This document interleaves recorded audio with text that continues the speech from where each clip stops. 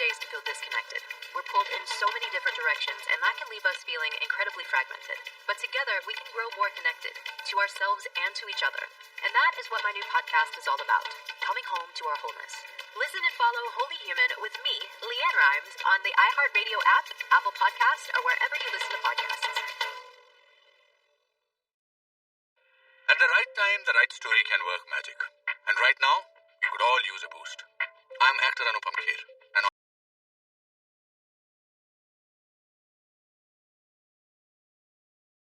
on my new podcast, Anupam Cares, I will share stories with you from my life, from growing up in the Himalayan foothills to acting in over 500 Bollywood films. I will also be bringing you stories of untold heroes from around the world to lift our spirits and remind us that anything can happen. Find Anupam Cares on the iHeartRadio app, Apple Podcasts, or wherever you get your podcasts.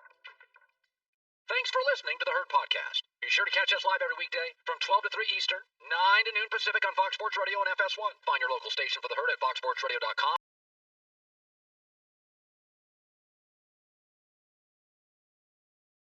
Or stream us live every day on the iHeartRadio app by searching Herd. You're listening to Fox Sports Radio. It is a Wednesday, and I can't recall a day I had this many tasty topics. We are live in Los Angeles. This show's called The Herd, wherever you may be and however you may be listening. Thank you so much for stopping by. Fox Sports Radio, iHeartRadio, and FS1. Some days we have good topics. Today's one of those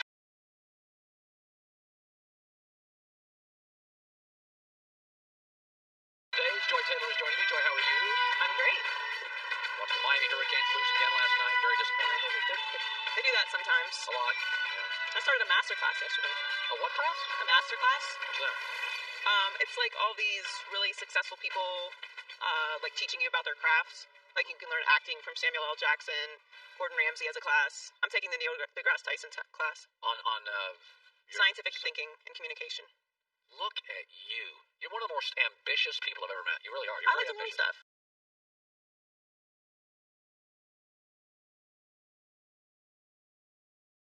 Yeah, you're just a very ambitious go. You're jumping over hurdles in life. I try. I'm on the back nine. It all seems like too much work for me. I want to start with this. I have opinions. Sometimes I'm right. Sometimes I'm wrong. But I will remind you of both every Monday, second hour of the show. I'll remind you when I'm right. I'll remind you when I'm wrong. I think you all owe me an apology. I'll get into it later. So, when Andy Dalton came to the Dallas Cowboys, I said he'll be the best backup in the league. He's a great backup. And you can start him occasionally and win games. And I said the gap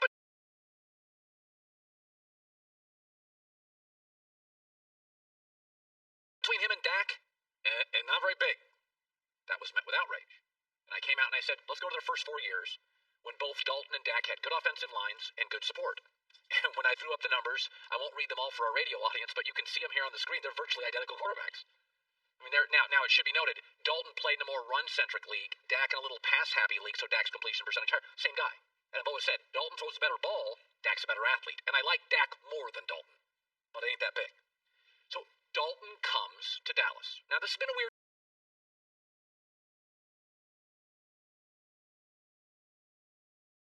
year. No preseason.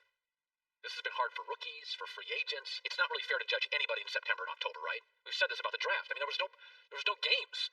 So, and also the Cowboys had a new staff. Andy Dalton got a concussion. Then there was COVID. So I don't think it's really fair to judge Andy Dalton early in the year. Even though Dak went 1-3 to start, in the 5th game, they're playing the Giants. Dak gets hurt. Dalton comes in, and if you recall, led them to a win. So for a week, you were like, Colin! I hate to admit it, you're kind of right. But then it unraveled. Then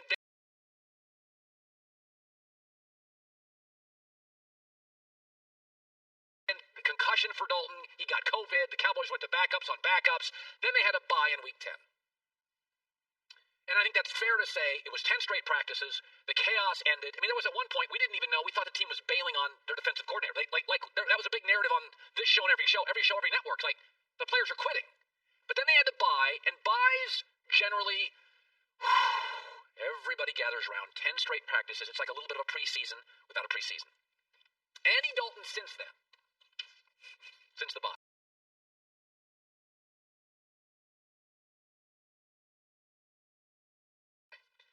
6 games, 4-2, 67% completion percentage, 13 TDs, 4 picks, passer rating of 102. Oh, my friends, that's Dak. Let me ask you right now, if the Cowboys win Sunday 7-9, they're a playoff team. Dak started 1-3 and was trailing. If he would have played no Dalton, just sitting on the bench, Andy playing Dak, what do you think, they're 8-8? I mean, 12-4. They're not 11-5. You watch their defense. Dalton's the better pure passer. Dak's the better athlete. And here's why it's important. Because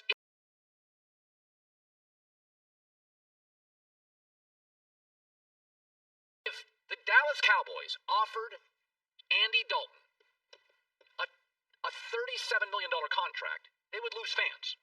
Jerry would need to sell the team. It would be an outrageous proposition. That's what Dak wants. It's not that I don't like Dak. If you paid Dalton more than $18 million a year, it would be widely criticized by everybody. Dak wants over double that. And he's not twice the player. That is the Dak dilemma.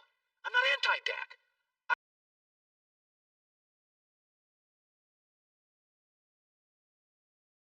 I'm anti what Dak wants for what Dak is. Last 6 games for Dak Prescott and Andy Dalton.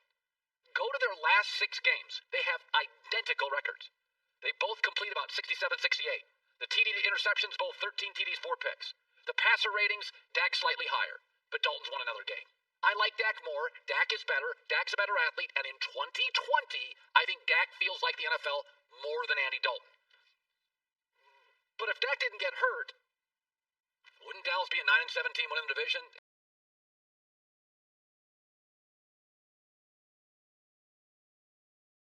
Instead of a 7-9 team, potentially Sunday winning the division? I've never been anti-Dak. I've always said the gap between Dak and Dalton, and Dak's better, is not massive. It's not. They both need a good offensive line and weapons to win games. They always say there's trucks and there's trailers. Bucky Brooks always says that. Neither one is a truck pulling their team.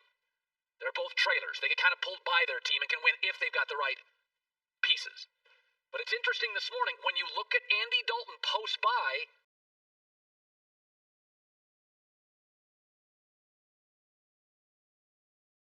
he is what he was his first 4 or 5 years, a less mobile version of Dak. But you pay him $17 million. Dak wants $37. That is the dilemma in Dallas. It's not that anybody hates Dak, but he's not worth twice of Dalton, I don't believe, going forward. Oh, well, looky. We got a birthday cookie. LeBron's 36th birthday today. I occasionally talk about him on the show. He's pretty good at basketball, maybe you've heard. So on LeBron's 36th birthday, he is still the best player. He's still, along with Steph Curry,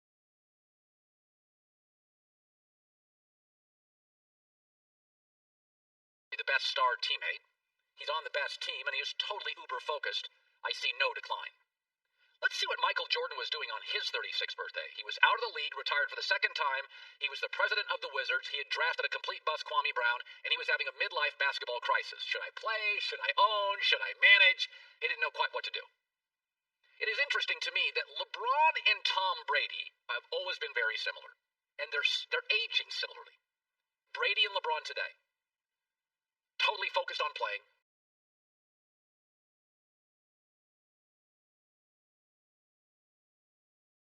Have no interest in retiring, will not even consider it, are outraged when you mention it, are still excellent, are still great teammates, and are still the faces, really, of the league. MJ is retiring much more like Brett Favre.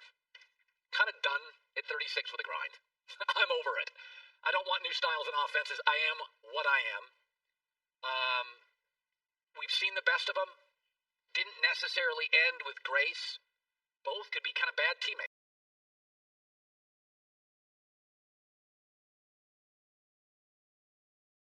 Favre wasn't great to Aaron Rodgers. MJ wasn't great to anybody with the Wizards. But here's what's interesting.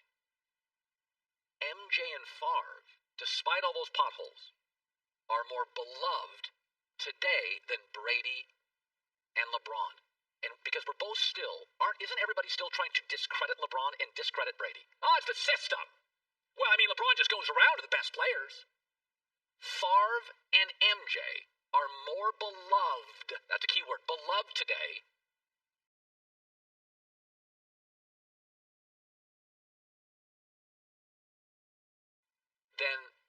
Brady and LeBron.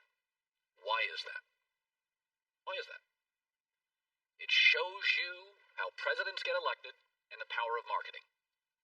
Because Favre and Michael Jordan, McDonald's, Gatorade, Hanes underwear, hot dogs. They sold middle America. We're one of you. Even though Michael Jordan has no interest hanging out with even famous people. Forget middle class people.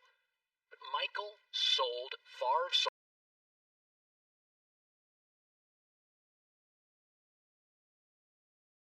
We are you. Wranglers, Walmart, Kmart, any mart. LeBron and Brady do not. LeBron and Brady are aspirational. Expensive washes, expensive mattresses, Uggs, Beats by Dre. Those are high-end products. We know you can't afford it. You come up and meet us. We're not coming down to meet you. That is the power. The fact that Michael Jordan and Favre had much choppier careers, were not as good at teammates, did not end well, did not end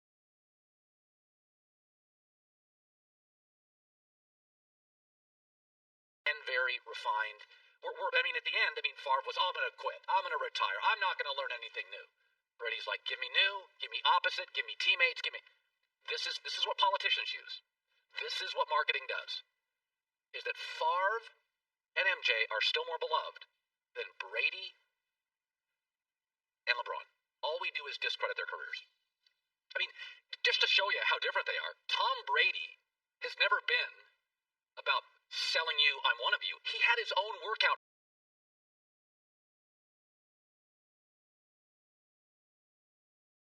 facility in New England. He didn't even work out. He's like, no, I got my own clinic. Gronk, come on over. Edelman. The Patriots didn't like it. LeBron's like, I'm not going to be on your TV show. I'm going to create my own production company. I don't even need TV networks. I'm going to have my own. Aspirational. And people don't like that. Oprah got less popular when she lost weight. She was now separating from you. She was no longer one of you. And people for a while didn't like it. Where's Oprah going? Oprah started losing weight. Studies showed I used to work at a network that had Oprah. She was getting less popular. She was pulling away from people. People don't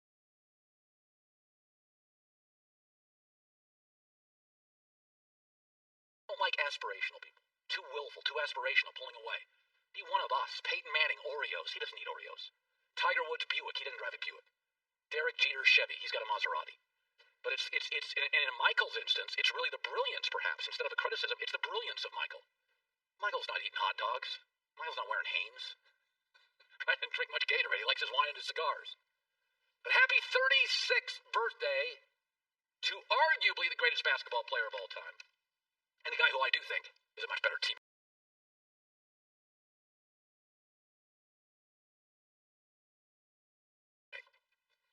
Coming up next, I'm going to give you a what-if scenario. It's a hypothetical. I hate these. When I used to do local radio, I banned hypothetical conversations. Because people would call and say, hey, what if I trade you this player for Michael Jordan? I'll take your answer off the air. And I said, we're done doing that. I like to talk about what's happening or what just happened, but I'm going to give you a hypothetical. And it's fascinating what is happening potentially with the Miami Dolphins. Fascinating. We'll take you there next. Be sure to catch live editions of The Herd weekdays at noon Eastern, 9 a.m. Pacific on Fox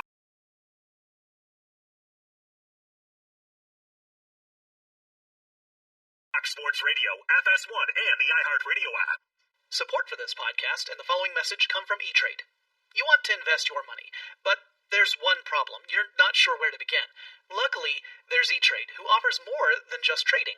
E-Trade simplifies investing without the financial jargon and has the people to offer guidance and support to make your money work hard for you. For more information, visit etrade.com/iHeart. E-Trade Securities LLC, member FINRA SIPC. Support for this podcast and the following message come from E-Trade. Trading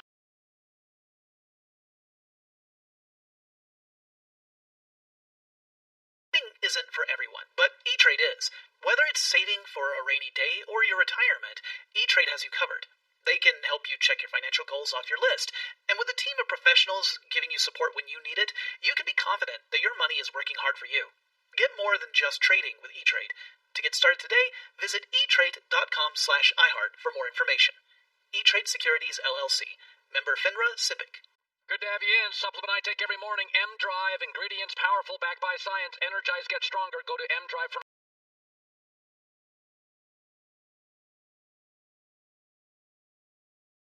untitled.com today. Free shipping, 60-day money-back guarantee. I'm not a huge fan of hypothetical scenarios for sports radio. I'd rather talk about stuff that just happened or is going to happen or just we're talking about games last night. But hypotheticals are interesting because I do think this is what general managers think about. I think it's what owners think about. I think it's what really smart players think about. What if? So I'm going to throw a scenario at you. Buffalo hosts Miami Sunday. Buffalo's a better team. What if Tua struggles? Tua gets benched the third time. Miami misses the playoffs. And tomorrow,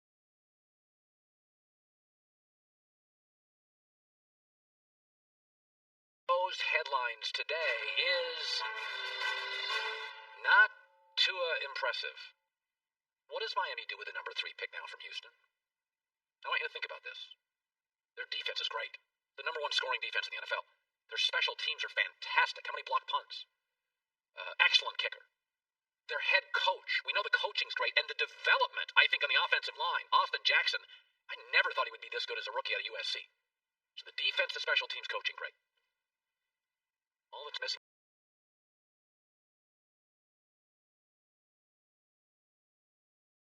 a quarterback. And it ain't Ryan Fitzpatrick is the answer. Yeah, the number 3 pick. Justin Fields is available. Zach Wilson, BYU. They're bigger, look like they're stronger than Tua, more athletic than Tua, certainly more athletic.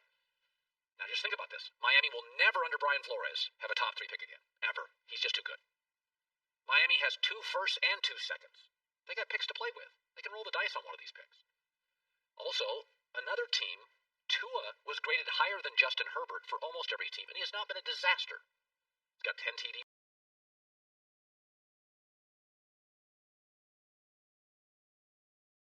2 picks, passer ratings low 90s, 65%. It's not a disaster. Somebody would trade for Tua. Somebody absolutely would say, I'm going to take the kid. He's still, every GM in this league, almost everyone had him graded higher than Justin Herbert. But the thing is, when you watch Burrow and Justin Herbert, they've been asked to carry not very good teams. Tua has been asked to just manage what appears to be potentially a very good team. Look at his yards per game. It's last in the NFL among qualified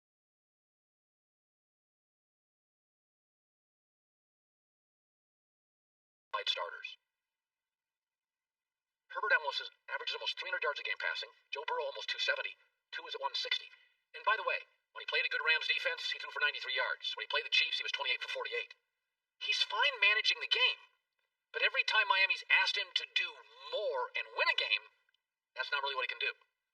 And so, what if he struggles? And by the way, not just struggles, Josh Allen looks bigger and stronger and more mobile and more dynamic. I've always said, it's like the brother issue. It's one thing if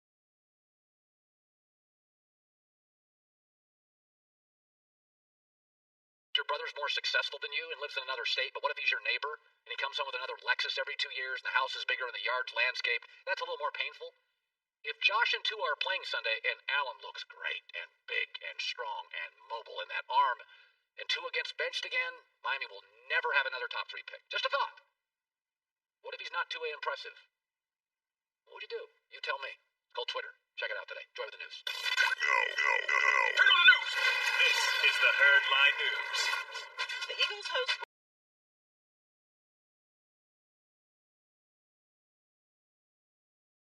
Washington in their season finale Sunday.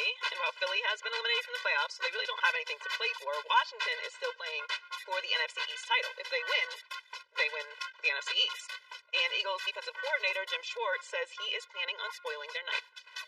We got to have a no-hat rule this week. We can't let opponents put division win hats on at the link. And there's a lot of pride in that, and all our focus has to be to accomplishing that this week. I do like Philadelphia Sunday. I really do. I get Jalen Hurts.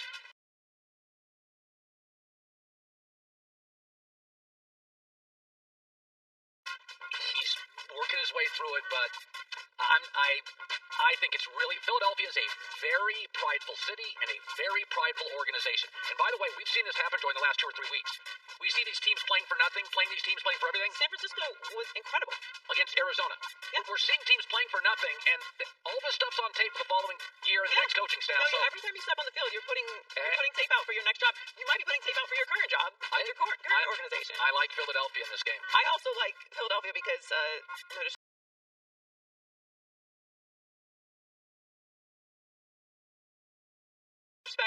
he is getting a start this week, and Washington's defense is great, but You got to score points. you have to score points. Some. And by the way, Philadelphia is moving the ball with Jalen Hurts. Yeah. So they're going to have at home moving the ball, third, fourth game as a starter. Yep. So if Washington loses, the winner of the Cowboys-Giants game will win the division. This division has been terrible all year, and we've made fun of it, and there's been a lot of injuries, and every team has played with a backup quarterback at some point. God. But it is kind of fun. Oh, that no. Three of the four teams are still in the running. I'll tell you what.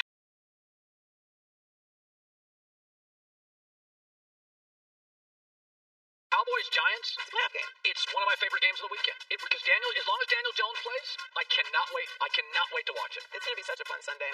So the Bills are locked into the playoffs and can't fall lower than the 3 seed. The other top teams in the AFC, the Chiefs and Steelers, have said they will give some key players rest in Week 17. Ben Roethlisberger is not getting a start for the Steelers. Right. I mean, Mason Rudolph. But Sean McDermott is not giving away his plan for the Bills. He said he knows what he is going to do in Sunday's game, but he is keeping the plan internal.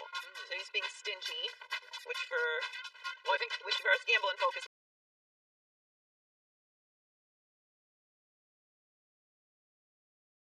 not very kind. How But about Kansas City and Buffalo start Mahomes and Allen for a quarter?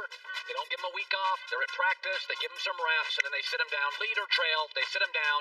I like that plan. I don't like the idea of the quarterback, or maybe you give your running back a little more rest. That makes sense. Dinged up linebacker. Anyone who has a lingering injury should be getting rest in this game if you're the Bills or the Steelers or the Chiefs. But as far as the quarterbacks go, I don't. It depends on how the game is going. But I think they're going to get rest because neither one of these teams can fall below the 3 seed. Bills are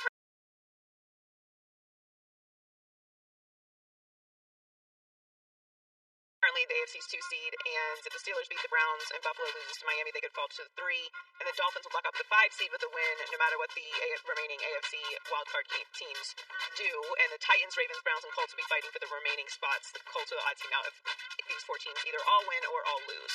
So Aaron Rodgers is starting to pull away in the MVP race. He previously said that winning his 3rd MVP would mean a lot to him, and he defended his feelings about the award yesterday on the Pat McAfee show.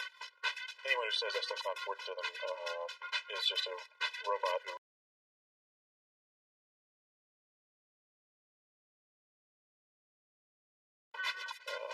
probably not someone that you or I would want to spend time with, because I don't know why people would shy away from just sharing their feelings on that. Yeah, I just don't think it lasts that long. If you want to win a Grammy or an Emmy or an MVP, everybody, come on, of course you would. No, he's absolutely right. Anyone who says they don't care about that, either A, have no chance of ever winning it. That's right. Or are just lying to you. It's human nature. You are the best. It's essentially saying you're the best player, the most important player in the league in an extremely competitive space. Yes, of course you care about winning that.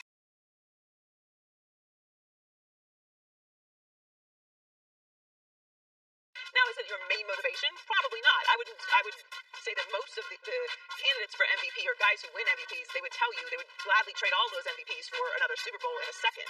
Now, the conversation about, would you trade the Hall of Fame for a Super Bowl, maybe that's a little bit more nuanced, but these are important to win. And if Aaron Rodgers is extremely competitive, this matters. You see these books and these blogs, they write books on how to be successful. The only common thread in my life with successful people, regardless of the industry, they're competitive.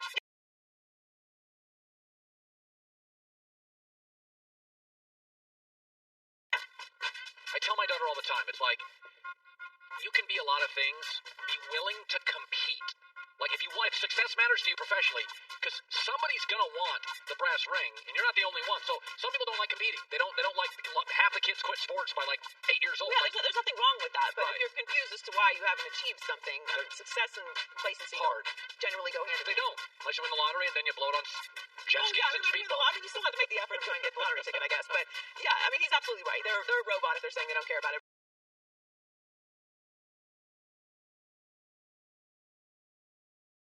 Brett Favre won 3 MVPs, so he's competing within his own organization with the Super Bowl and getting a 3rd MVP.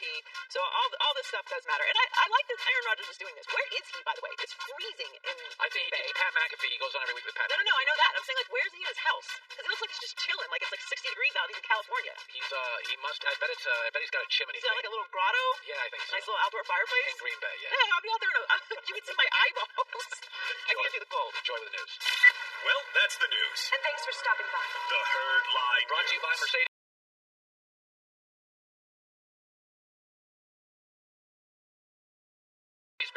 After nothing, it's Wednesday. That means it's time for to get some Nick Wright. First things first, host. So, I got a little pushback when I said the Steelers may be undefeated, but I don't think they're very good. I got equal pushback when I said the Chiefs are the most talented team in the league, but I don't think they're playing particularly well, and they're not the best team in the league right now. Buffalo is. Green Bay looks like they could give them a run for their money. I had the Chiefs third on the herd hierarchy, a respectful third, a very respectful third, a nuanced third. Your thoughts on where I put them, Nick? Yeah, you don't do the herd hierarchy for basketball.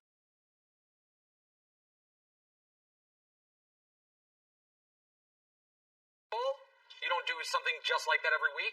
But if you did, I would wonder 2 years ago where you would have had the 2018 Warriors. When everyone knew they were the best team, everyone knew they had the best collection of talent, and everyone deep down knew they were going to win the title.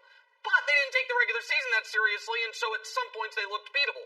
Now that Warriors team happened to finish, I think, with the third best record in basketball. The Chiefs are going to be 15-1. Like this is the thing that I don't understand about your rankings. Mike Florio doesn't have the Chiefs won any.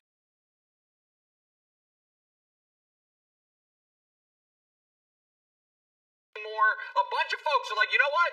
The Chiefs, who happen to have the longest winning streak in the sport, to go along with the best player in the sport, arguably the best coach in the sport, and won the Super Bowl last year, they're like, not winning by enough points. Is that supposed to hurt them when the committee gets together to decide who makes the playoffs because of strength of schedule? Oh, wait, that's college football. So, yeah, you're wrong.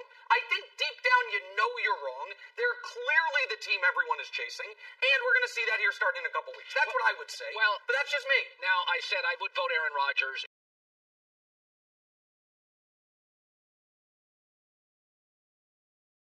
MVP, because I do think Kansas City could be a 7-9, 8-8 team without Mahomes. I think Green Bay would be a mess.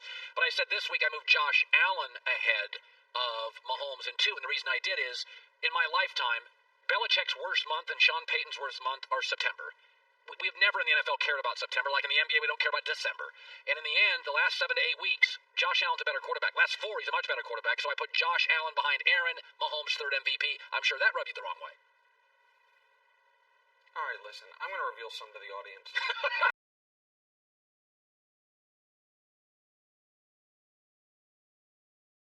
I don't even know if you remember this, Colin. Okay.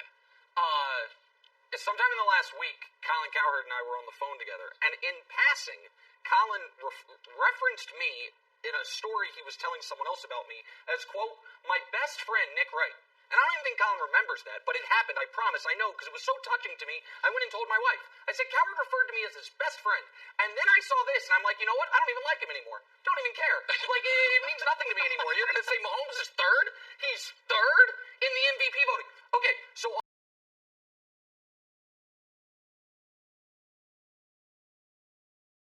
on one hand, you have the guy who everyone knows is the best player in the league, is first, second, or third in every passing category, and his team's 15-1. That's one hand. And the other hand, wait, the other hand's empty because no other hand matters. He should win the MVP. What we're going to do to Patrick Mahomes, and I'll give my co-host Kevin Wildes credit, who's been saying this is going to be Karl Malone in 1997. It's going to be, well, we know who the best player in basketball is, we know who the best team is, we know who's going to win the title, but it would be fun to give it to someone else, and all of a sudden you have an MVP award. You're like, wait, what? And the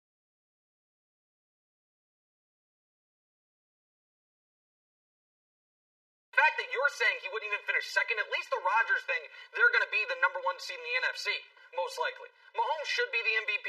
If Rodgers wins it, so be it. If he finishes behind Josh Allen, I think Bill Barr's got time on his hands. I demand a special counsel. I demand there to be a full investigation if Josh Allen finishes ahead of Patrick Mahomes for MVP. Bill Barr will have some time on his hands, I think. Okay, so there are teams that we know there's 4 or 5 teams that can win the Super Bowl. You know, Kansas City's obviously among them. Green Bay. I mean, there's a handful. I like Seattle Saints. I think are really good teams. I like Buffalo. And then there's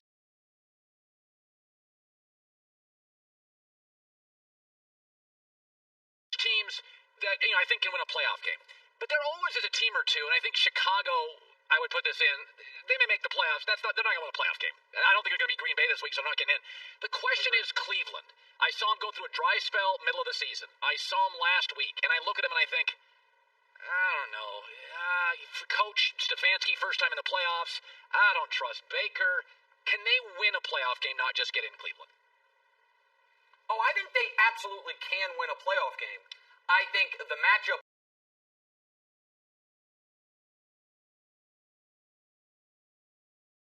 would be very telling in that. I think they might end up getting Pittsburgh, who they're playing this week, but they're playing against Mason Rudolph. They might end up getting Indy. The AFC is really weird right now. Tennessee, arguably, is the third best team. Tennessee also could miss the playoffs entirely if this week doesn't go right for them and Houston beats them. Yeah. So here's why I think this week is incredibly important to the Browns. If before the year we would have told you the Browns are going to go 10-6 but miss the playoffs, I think you'd say, hey, that's a step in the right direction, double-digit win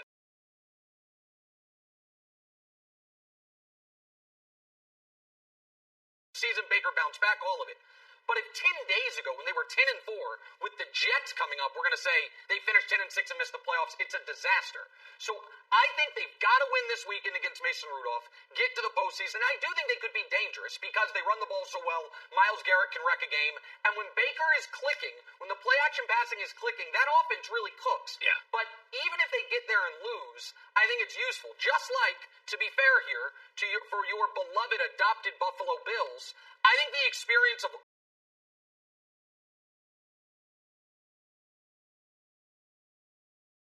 getting to the playoffs and losing last year was helpful for him. Like, Sean McDermott understood some of the mistakes he made. Josh Allen's probably like, I probably shouldn't throw over the head backwards laterals in the postseason. Take that out of the playbook. So, like, you can learn even if you fail in the first round of the playoffs. So I think it's a success for Cleveland as long as they get there.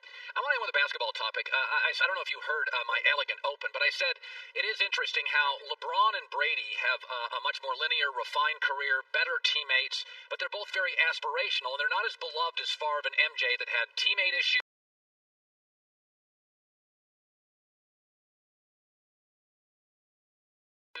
coaching issues, very rocky, a lot of potholes.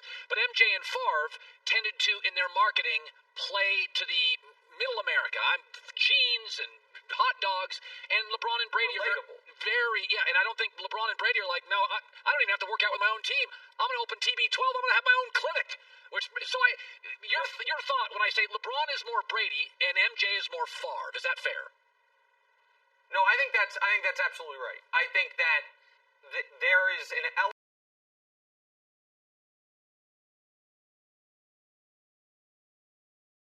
of relatability that the most beloved, super famous rich people have, even if it's all fake. And I'm not saying it is or it isn't fake, but I'm saying, and you brought up the politicians line, we've got a lot of very successful politicians in America right now who rail against coastal elites, but they went to Yale, and they went to Harvard, and they went to Oxford, but they are attempting to be relatable to what they think their constituency is. I don't think it has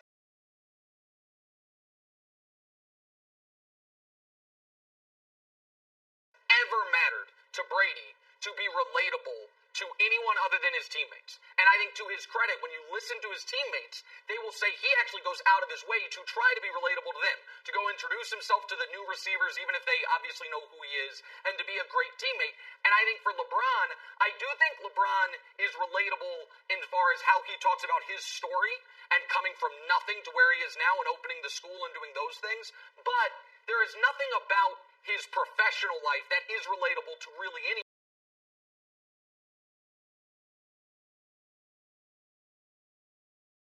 And I don't think he tries to fake that.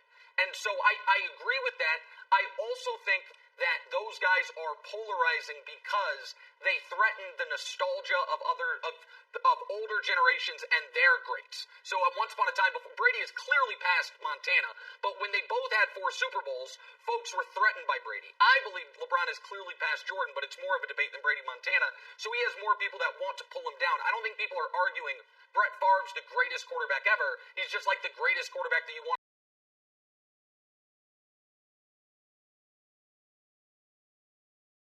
to go, have a beer with ever, and I think people will always like that, and I think that hurts Rodgers. I know you weren't talking about Rodgers, but Rodgers is not as relatable as Favre. Rodgers is more aloof and all those things. Also, I find it amazing that the 2 greatest athletes of my life have the same birthday, LeBron and Tiger Woods. Like, I know maybe that's not that weird, but it is weird to me. The 2 greatest athletes, arguably, ever in American history are both born on December 30th. By the way, all. Just added that little nugget. Joy Taylor, what's your birthday? January 17th. That's my wife's birthday. And she and my wife are so similar how they view the world.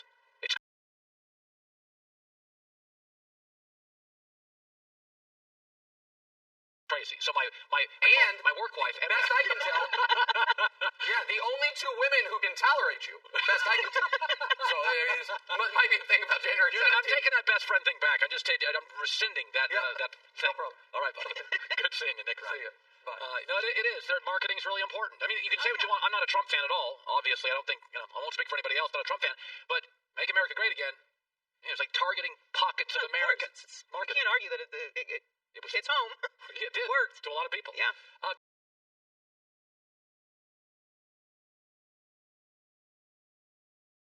Coming up next, you know what I have? I have, you know how people have New Year's resolutions, and we all blow through them in like February or earlier? I have 5 things in sports that I really want to see. It's almost like New Year's aspirations. And I was watching that game last night, and it really made me think about the 5 things in sports I really want to see happen in 2021. That's next. Be sure to catch live editions of The Herd weekdays at noon Eastern, 9 a.m. Pacific. Hi, this is Bowen Yang here, and if you're as excited as I am about the upcoming 4th season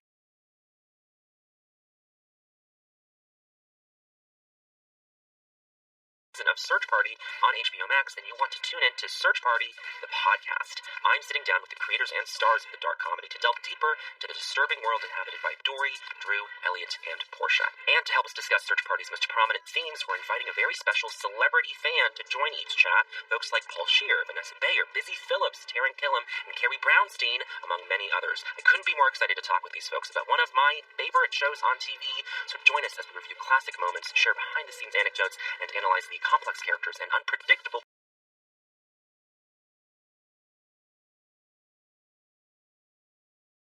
plot lines that make the series so much fun. Search Party Season 4 comes to HBO Max on January 14th, with Seasons 1 through 3 available now. Meanwhile, subscribe and listen to Search Party, the podcast, on the iHeartRadio app, Apple Podcasts, or wherever you get your podcasts. At the right time, the right story can work magic. And right now, we could all use a boost. I'm actor Anupam Kher, and on my new podcast, Anupam Cares, I will share stories with you from my life, from growing up in the Himalayan foothills to acting in over 500 Bollywood films. I will also be bringing you stories of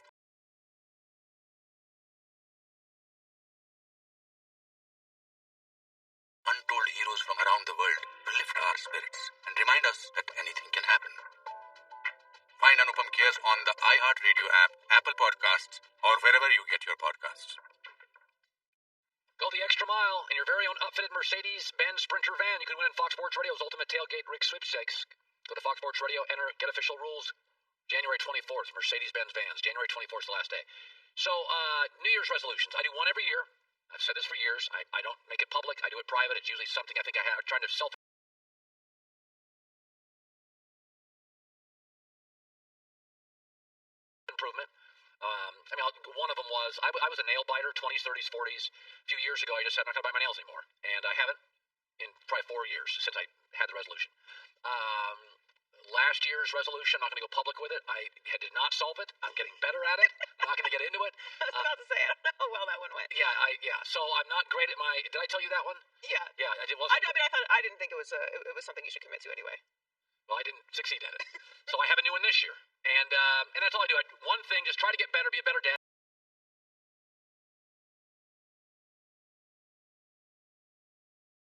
Be a better parent. Just something about me that bothers me, right? And so, it was funny last night because I was watching the Miami Hurricanes play, and I just thought to myself, God, I wish they were great again. College football was so much fun when they were villains and polarizing and obnoxious. I mean, all their players went to the NFL. It felt like in stars. And I thought, you know what?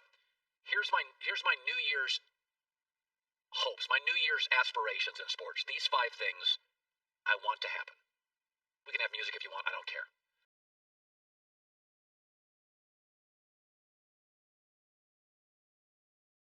Number 1, I want USC and the Miami Hurricanes to become top 10 college football teams. You don't have to be Bama.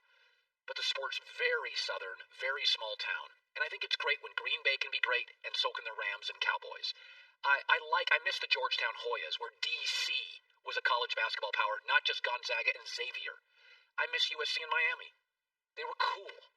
I used to joke to Kirk Herbstreit. He's like, you go to those games as a game of the week. You're in the big city. The dinners are better. The parties are better. It feels different. I think college football needs a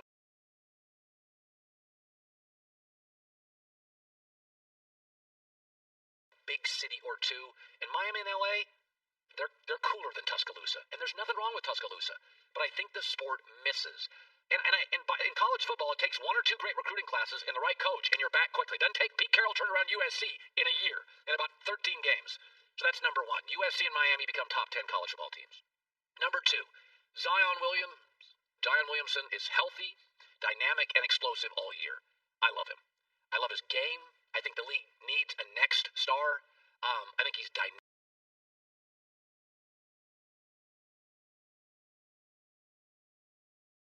I think he plays different. I think he looks different. I think he has a face of the league personality, the smile, the joy for the game, the explosiveness.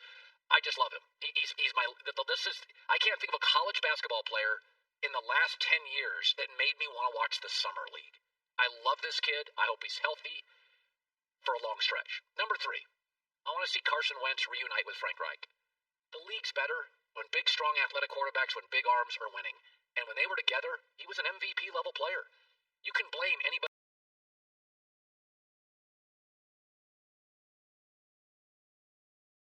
you want. He has never been the same since losing Frank Reich, who was always, for about a 5-year stretch, all my sources in the league were saying Reich is the next great quarterback. He played in the NFL, super smart guy. He was a guy that everybody knew just needed a chance to be a head coach. He was super smart, and he's been a winner in Indianapolis. I think Carson Wentz has had to deal with a quarterback, Jalen Hurts, getting drafted in the 2nd round. I think that's hard.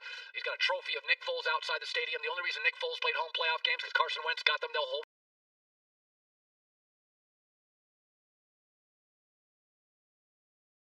field playoff games.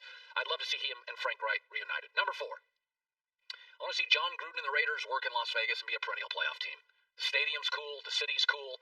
When they do those overhead shots of the Raiders on Sunday night on NBC, how great does that look? It's like a different version of Lambeau. Some places look awesome. Lambeau, Sunday night, looks great. Vegas, giant black UFO right next to the Strip. How cool did that look? I think Gruden's important. I think he and Mike Tomlin are the best talkers in the league. He's an image. He's tough. He's football. He's obsessed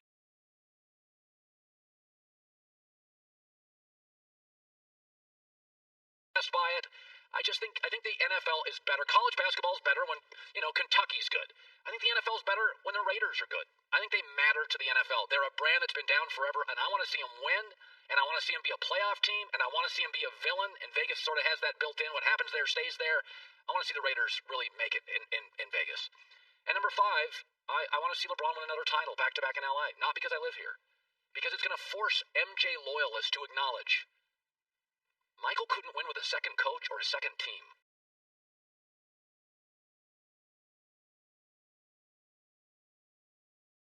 LeBron's dominating with his 5th coach and his 3rd franchise. It will force people to be uncomfortable. It will force people to go, why do we always beat up on current stars and worship and romanticize former stars? LeBron is a better teammate than Michael. He's a better ball handler. He's a better rebounder. He's a better passer. He has built an equally dynamic off-the-court brand. I would love to see him win another one. And by the way, there are times I totally understand the LeBron fatigue. I do think the league needs Kevin Durant to flourish. I think they need Zion and Ja Morant to be good.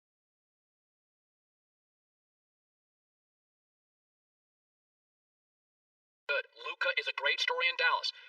I'm just asking for one more. Because I think if he wins 2 in Miami, 1 in Cleveland, 2 in Los Angeles, man, you're going to have to, even if you love MJ, you're going to have to acknowledge some things I don't think you want to acknowledge. All right, we got a lively hour number 2, a crazy draft scenario for the Cowboys. Coming up in hour 2, it's the Herd. Want more Herd? The Herd streams 24 hours a day, 7 days a week within the iHeartRadio app. Search Herd to listen live or on demand whenever you like.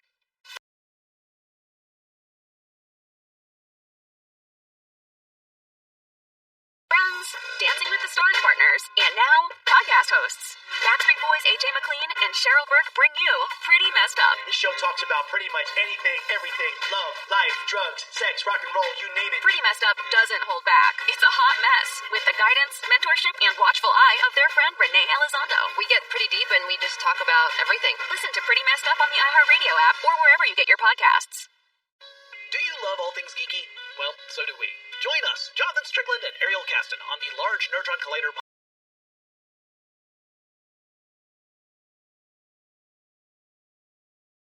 podcast as we take on the geeky news of today and turn it into so bad it's good, quick bites of fanfic. Listen on the iHeartRadio app, Apple Podcasts, or wherever you get your podcasts.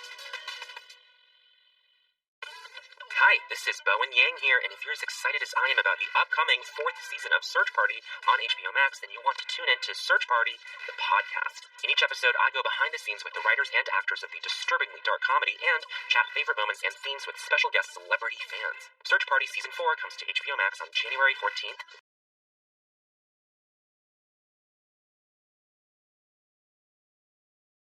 Seasons 1 through 3 available now. Meanwhile, subscribe and listen to Search Party, the podcast, on the iHeartRadio app, Apple Podcasts, or wherever you get your podcasts. Ever wondered why there are two ways to spell donuts? Or why some people think you can find water underground just by wandering around with a stick? Believe it or not, this is stuff you should know. You Know the podcast with over 1 billion listens. It's now for your eyes, so you can read it. Stuff You Should Know, an incomplete compendium of mostly interesting things, covers everything from the origin of the Murphy bed to why people get lost. Become the most interesting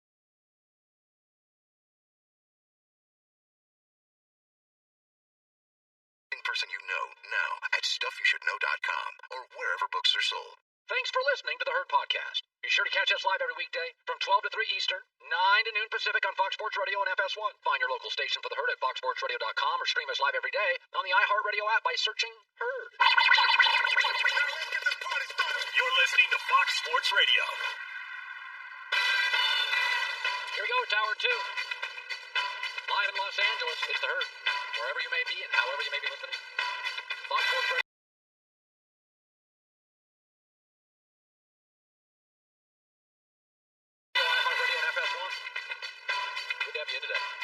I got a crazy Dallas Cowboy thought. I think I'll save it for 10 minutes. It's a crazy thought. I don't know if it's a topic, but it's the value of Cowboys losing this weekend. I know it's not a big hot topic, but it is.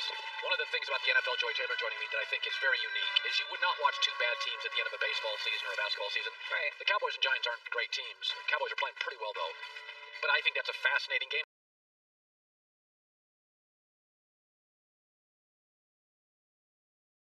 this weekend, because there's a lot of games this weekend like Buffalo, Miami. Buffalo's going to rest a bunch of starters. Kansas City's going to rest a bunch of starters. Pittsburgh's going to rest a bunch of starters. So Cleveland's going to beat Pittsburgh. The question is by how much? And Miami's probably going to beat Buffalo. The question is by how much? Because Miami has to have it, and Buffalo's going in probably going to take 6 starters out. And if Josh Allen's one of those starters, it's going to be, you got one team literally playing fight for their life. The other team's kind of just playing backup. So they're just trying to stay healthy. Whereas the Giants and Dallas has a really important feel to it. Like, well, I mean, they could win the division. Yeah, they could win the division. If Washington loses, whatever team wins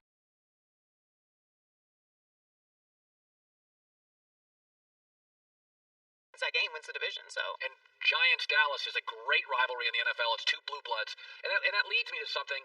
The craziest team in the NFL this year, because we always thought Dallas had talent. It's not they lack talent. We know the Giants have a great defensive line. The Chicago Bears are fascinating. There's some things in the NFL I can't explain. Mitch Trubisky is one of them. I can kind of explain it, but they were the worst team in their division like a month ago, and now they're red hot, and they're scoring a bunch of points. The fascinating thing about Mitch Trubisky is he's 25-12 as a starter with Matt Nagy. Now, that's 68%. So let's not count John Fox, I think. Let's not count the defensive coach.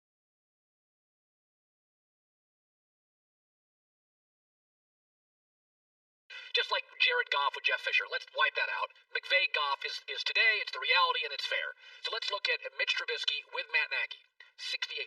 That's higher than Matt Ryan, Jared Goff, Deshaun Watson, Aaron Rodgers, John Elway, Terry Bradshaw, and virtually all but 10 guys who have ever played in the NFL at quarterback. It's also higher than Bill Parcells, one of the great coaches ever. 68% is probably higher than Pete Carroll. He'll make the Hall of Fame, too. You can win games with Trubisky. The question is, can you win the game, the Super Bowl?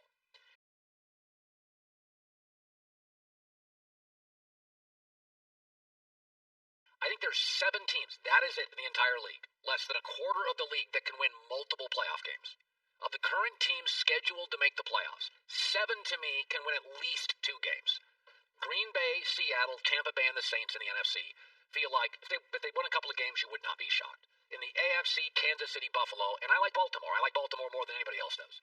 These feel like the 7 teams in the NFL that can win multiple playoff games. And so here's the question with Trubisky. It's the Dak dilemma.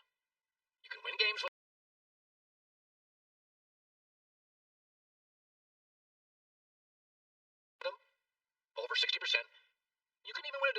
Not every year.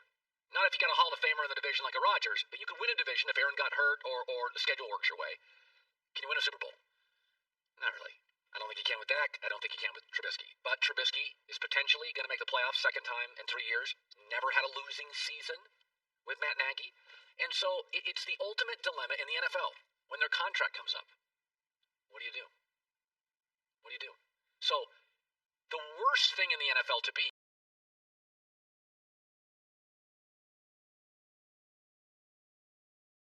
is in chaos at quarterback. Everybody gets fired. Like, you get 1 year of that, middle of the second year, everybody gets fired. And if you sign Trubisky and Dak, it's not chaos. You're going to win games. And especially if you have a good defense with Dak and Trubisky, and they don't have to win shootouts every Sunday. Dallas doesn't have that. When their defense was better, Dak was 13-3. Chicago does have that, and they're winning games. So it's one of these things that Dallas and Chicago, this is something to think about from the owner perspective. They're 2 of maybe 6 blue blood franchises. Steelers,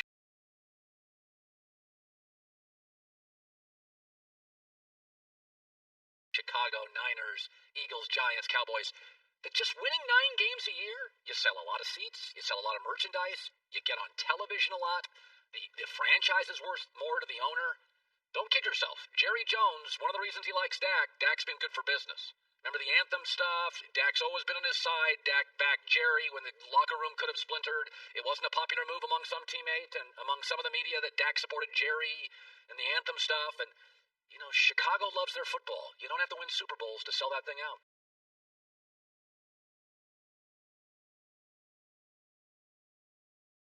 You win 9 games, you go to the wild card 3 out of 4 years behind Aaron Rodgers or Favre, people are happy. I mean, they're happier if you win a Super Bowl, but they don't have many of those. So Trubisky and Dak are, now I like Dak better than Trubisky, but you get into that dilemma, and also when you pay them both $28 to $38 million, that means they're not going to have as good of teammates. So then the 9-6 becomes 7-9, or the 9-7, 7-9, 8-8. Now you don't make the playoffs. So Chicago is Trubisky.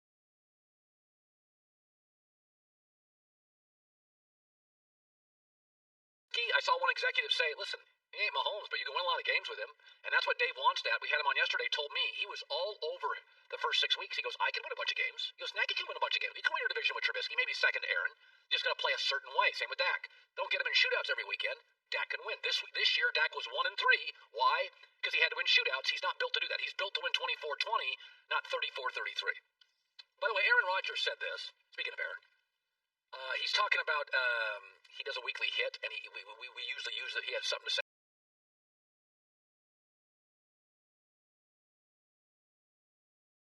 Interesting about winning the MVP, which Aaron should win the MVP. He deserves to win the MVP. I would vote for him if he had the MVP. I think he's the most valuable player. I think he and LeBron, their value, I think you could almost argue they're the most valuable player in the league every year, just because what they mean to the league and what they mean to their franchise. I mean, Cleveland and Green Bay are not free agent hubs. Nobody wants to, free agents don't necessarily want to go to Cleveland or Green Bay. So the value of the star player is exceedingly important. But he talked about the importance of winning an MVP. Anyone who says that stuff's not important to them is just a robot who probably not.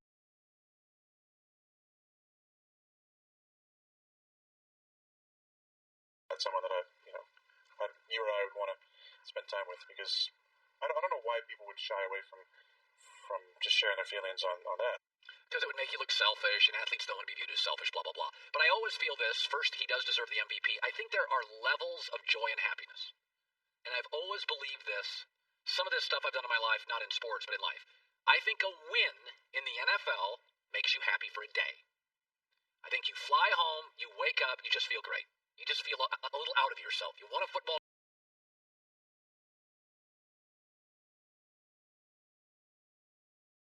game, you're sore, you hang out with your family for the day, you go have lunch with your wife, it's an off day. I think and then by the following day, you're in the facility, getting rehab and looking at film. I think winning a game in the NFL makes you happy for a day. And then you have to prepare for another good team. I think an award, like an MVP, makes somebody like Aaron Rodgers happy for a week. Why? Because you get texts. If you won, Joy Taylor wins Broadcaster of the Year. Your family would text you the first day, friends 3 or 4. Oh, I was out of town, I heard. You get texts for a week. Congratulations for about a week.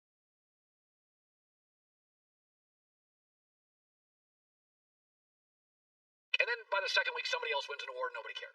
But awards feel good for about a week. You get a lot of love, you get the better seat at the restaurant, you're in the news. A new contract feels good for about a month. You get paid every 2 weeks, you look at that thing, you're like, damn, it was pretty good. You buy mom something if you're a pro athlete, you buy dad a truck, you buy mom a house, you buy yourself something you've always wanted, great golf clubs, a trip for your family to, Paris or wherever. A new contract, I've had a few of those, it feels good for about a month. You stare at it, you look at it, there's achievement, you buy some things for friends, for family, and I think it's Super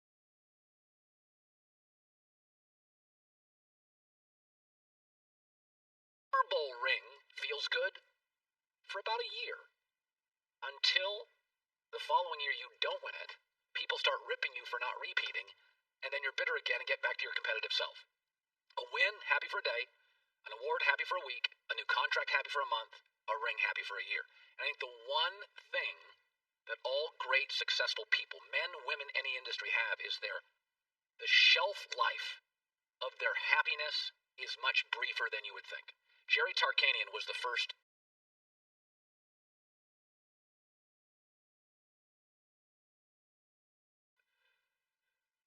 star anything I ever covered. He was a legendary basketball coach at UNLV.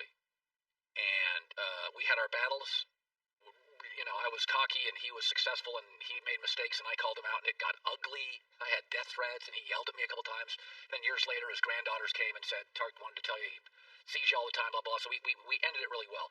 But I remember one time, this is a true story, I'm having a beer with Tark and a sports writer who now lives in Italy named John Henderson. He was a great sports writer, Denver Post.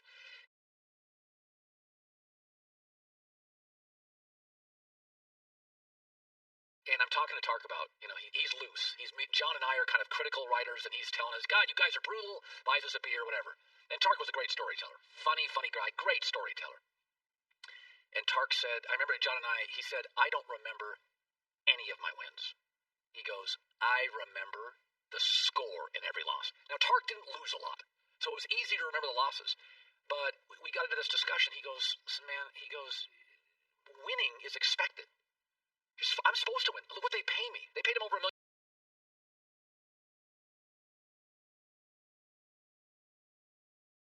And that was like 30 years ago. He's like, I've got to win here. Tark used to tell the funniest story. It's a true story. I don't want to waste your time, but you got to look up Jerry Tarkanian. He's one of the all-time classic coaches. Jerry Tarkanian was a coach at like Long Beach State. He got a job at UNLV. It's a true story. They gave him his own radio show. So they gave him an extra $10,000 if he would do a radio show. He lost his first game. They took the radio show from him. He said, I never forgot that. He said, the minute I lost, you don't have a radio show. Nobody cares what you say. So the whole point being is, when you're at the top, it's lonely, it's competitive. The wins,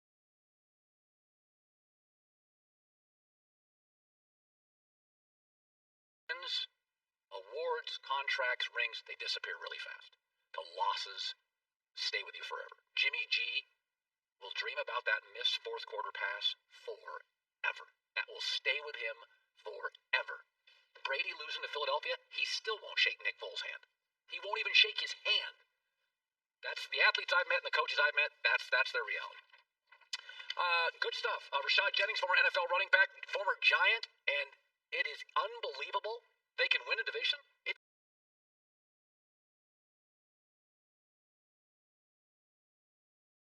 doesn't even make sense. He joins us next. Be sure to catch live editions of The Herd weekdays at noon Eastern, 9 a.m. Pacific on Fox Sports Radio, FS1, and the iHeartRadio app.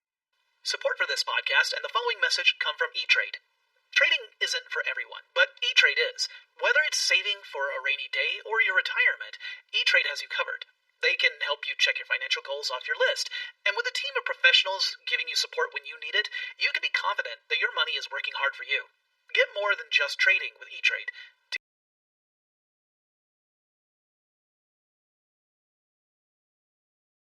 Get started today. Visit etrade.com/iHeart for more information. E-Trade Securities LLC. Member FINRA SIPC. Support for this podcast and the following message come from E-Trade. You want to invest your money, but there's one problem. You're not sure where to begin. Luckily, there's E-Trade, who offers more than just trading. E-Trade simplifies investing without the financial jargon and has the people to offer guidance and support to make your money work hard for you. For more information, visit etrade.com/iHeart. E-Trade Securities LLC. Member FINRA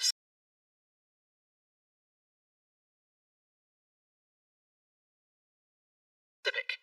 The final Sunday of the regular season kicks off with the Cowboys in a must-win game against the Giants. Then the Bears try to win their way into the playoffs against the Packers squad gunning for the top seed in the NFC or other regional action. Check local listings for the games in your area, only on Fox and the Fox Sports app. Cowboys, Giants, you do not have to be great teams to create a great game. Cowboys, Giants, I think is going to be a fascinating game. The Cowboys offense is clicking. Andy Dalton now 4-2 off the bye. Don't go September, October. Since the bye, Andy Dalton's doing what Andy Dalton does. 67%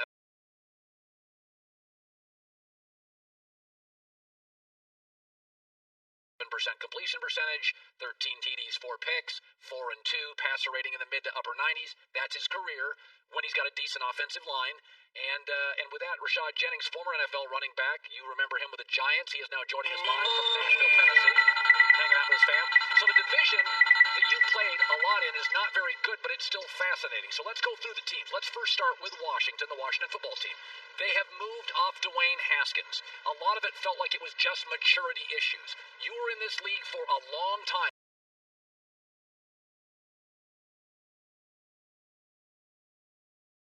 Almost a decade, Rashad. Were there players that you played with that had the talent, but unlike you, they just weren't adults? They just weren't ready for the money and the exposure and the work.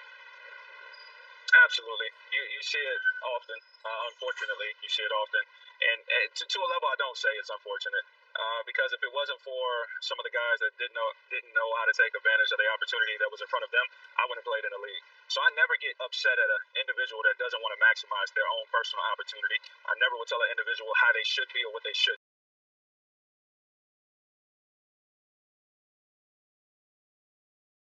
do. But I will warn people that their actions cause consequences, and I will let them know the consequences, which you see in a Dwayne Haskins. So, I don't have any pity. I'm not angry at him. I think he's earned some money for his family. I think he's probably done exactly what he had wanted. And so I don't have any ill will or anything negative to say to him. Proud of him. I just wish that other people, now it opens up the door for other people to come in and take advantage, which that should be the narrative more so than trying to deem this kid as being bad. He's not a bad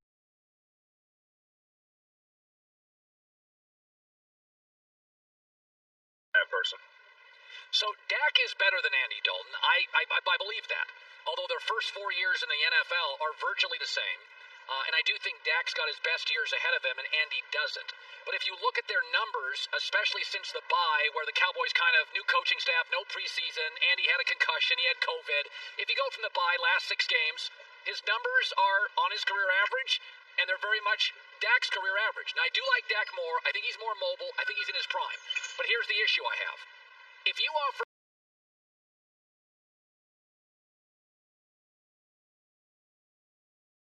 Andy Dalton $35 million, people would say you lost your mind. Dak wants 38. Now, I think Dak's worth more than Dalton, and maybe $10 million more. But isn't that a dilemma for the Cowboys going forward? That Dak's going to ask for a figure that is, I don't think his numbers and his talent match it. Now, you like Dak more than Dalton, I would imagine. Absolutely. I like Dak a lot. I feel like Dak is, unfortunate with playing on the villains team in the NFL. If he played for the Tennessee Titans or if he played for the Minnesota Vikings, I think he would be beloved.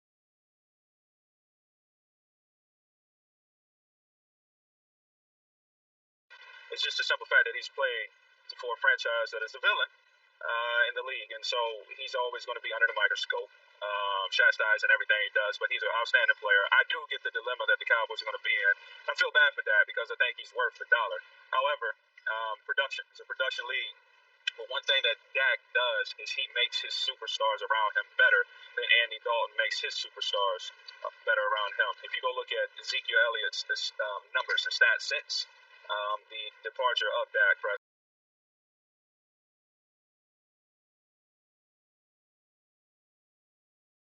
you'll see that it's not high. You go look at Cooper, you'll see that his yards per game have decreased. And so one thing that Dak was able to do is allow his superstars to be better players, which is something that's paramount, and especially moving forward in December. And if you're talking about winning a Super Bowl, then you're going to need a different type of guy. But if it's you just want to make it to the playoffs, if you want to compete, then sure, Andy could be on your team. He's proved that he's always going to compete. But I think Dallas is somebody that wants to win a Super Bowl. Let's talk about your Giants. They're 5-10, but I honestly believe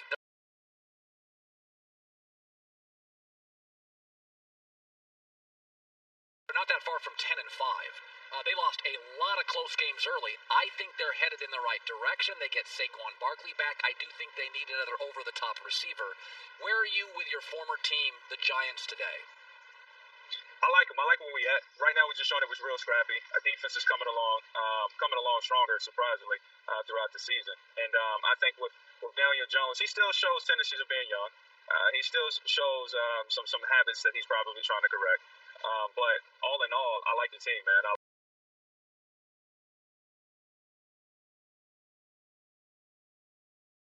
like where we headed. I do think that without our major star weapon, and Saquon Barkley does show dividends, very much so. But, I do think that we're going to grab another receiver and probably a couple more offensive linemen and another safety just to have it in depth. But the Giants headed in the right direction. I like the offensive coordinator. And I like to see what we're going to do next year. But it's still a lot in front of us. There's a lot of possibilities. And, history shows if we get in, all we need to do is slip in the playoffs, and we always find a way to scrap.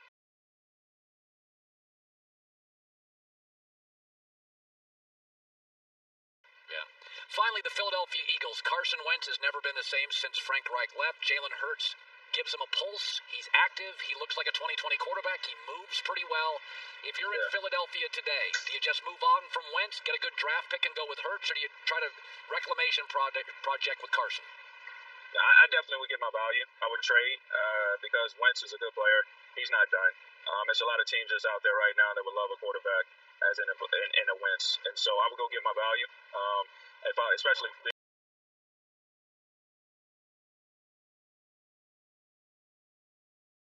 being comfortable with our new guys. So Philly is a tough team, man. They got a lot of weapons out there, which is tough to beat. And their defense is really strong. They've been doing an outstanding job of stopping run games, just like, surprisingly, Washington's defense this year. Some good teams, good competition. I see that our division is going to be even tougher next year. Yeah, everybody's playing backup quarterbacks, Rashad. That is why right now the division as a whole is struggling. You're in Nashville. Have a great holiday season. Good seeing you again, bud. Appreciate it. Absolutely. Happy New Year. Happy New Year to you. By the way, Matt Mosley, Cowboy Insider,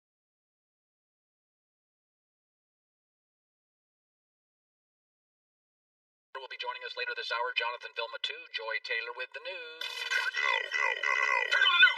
This is the Herdline News, sponsored by Mercedes-Benz. The best or nothing. Isn't that crazy? We only have 2 days left of 2020. You know what? Everybody says, I can't wait for 2020 to go. And it's been rocky. But I'm going to be an optimist here. I'm kind of amazed what we as a country have overcome in 2020. I really am. All things considered, we did not have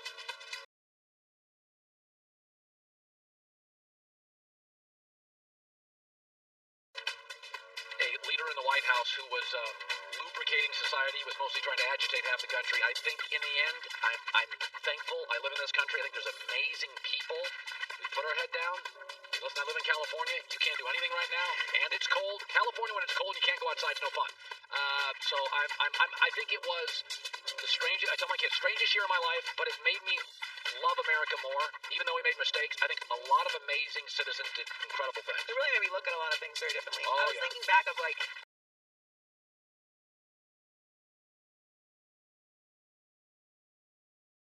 on some of the things that feel like so long ago, like The Last Dance, giving us 6 weeks of content when there was no sports, and we're all collectively watching something we already know what the outcome is. Yeah, when was that? So March and April. May? I think it was May, June-ish. Because you and I, when we went to a pandemic, March and April, we actually got through because of the draft. Yeah. And then Michael Jordan saved us for another 7 to 8 weeks. And then we were like... And then the NBA season started. The NBA season was about to start. But there was about a week. I remember you and I, one time we're talking, there was a week when the NBA, some players were saying we're not going to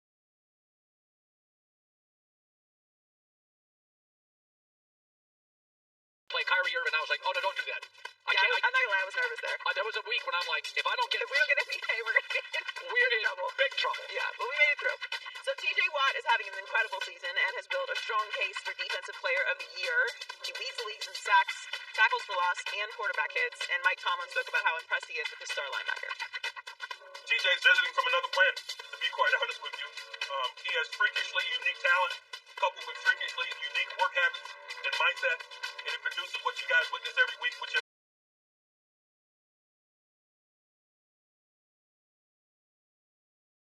opinion, is Defensive Player of the Year quality. He has 15 sacks, 23 tackles for loss, 41 quarterback hits. All of those are career highs. No other player has even 20 tackles for loss, and he's 10 ahead of the Bengals' Carl Lawson, who is number 2 in quarterback hits. There's like 4 guys in the league that are almost impossible to block. T.J. Watt, Myles Garrett, Joey Bosa, and on his best days, Khalil Mack. I think they're really... No, I should say Aaron Donald. Yeah, Aaron but Donald's very tough. he's an interior... but there are a handful of guys. Like, I watched T.J. Watt and Joey Bosa, and you can just tell people can't block them.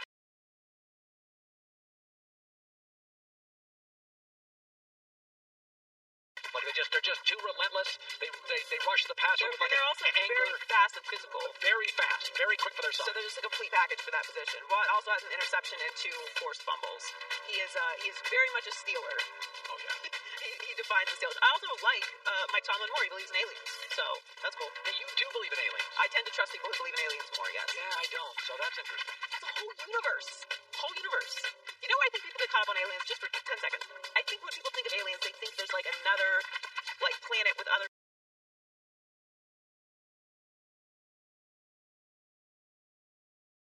humanoids on it. Right. You don't. No. You think? I think there's aliens, of course. Like in the whole universe, we're one planet inside of one galaxy. So you think? So where do they live? I don't know. Maybe in another galaxy. So probably in another galaxy. And they visit through I black don't know. holes. That's why would they want to come here? It may be way nicer there. That's what I'm saying. You ever thought they don't have winters? This is why. People are always like, oh, well, if there's aliens, why didn't they come here? Would you come here? Like, maybe their planet is awesome. They believe reason to leave. What if they came here, landed in Canton, Ohio, and they're like, it's not that great, we're going? I mean, what if they had zero?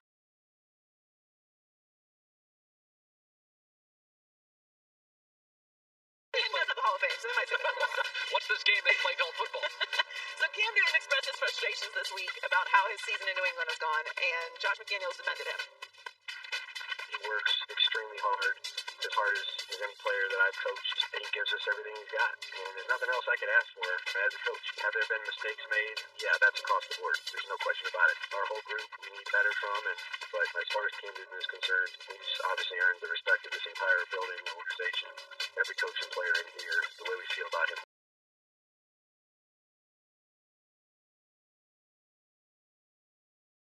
I think Cam is going to be a backup on a team next year. Yeah.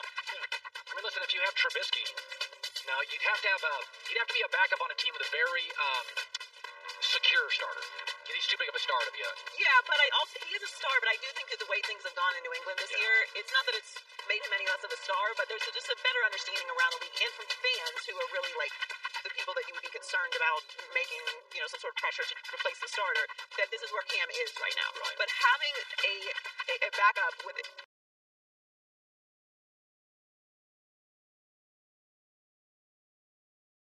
a lot of starting experience has proved extremely valuable to a lot of teams over the past 2 years, and I think it's changed the perspective on what you should be paying for a backup quarterback, and if it's okay to bring in someone like that. Nick Foles, Marcus Mariota, Andy Dalton, Taysom Hill. Like, it's been... I mean, look what's going on with the 49ers. If they had someone behind Jimmy Garoppolo who has a very storied injury history, having a solid back... And I'm not saying he would fit with the 49ers. I don't think he would, but there's a lot of value to having a backup like that on your squad. So finally, the Dolphins benched Tua against the Raiders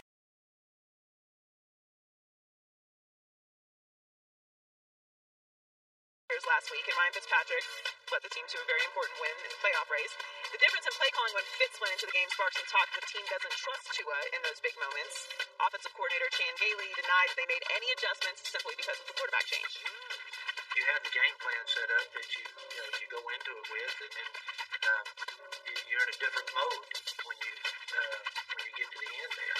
You're in a totally different mode. So it is different because of the situations, not because of the players.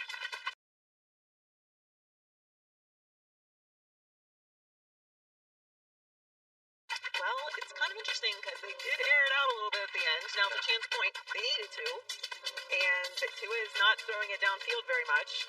I don't know. I think I trust the situation because of Ryan Flores. I think if this was any other team, and I am not a big fan of quarterback by committee. I don't like the sitting of the rookie. I personally would rather just let Tua lose. Because to me, this is not a Super Bowl year for the Dolphins. It's a step-up year. Yeah. You have to find out everything that you have in Tua. And I want to see what Tua does in those big moments. Yeah. Like the Raiders, he had 3 straight 3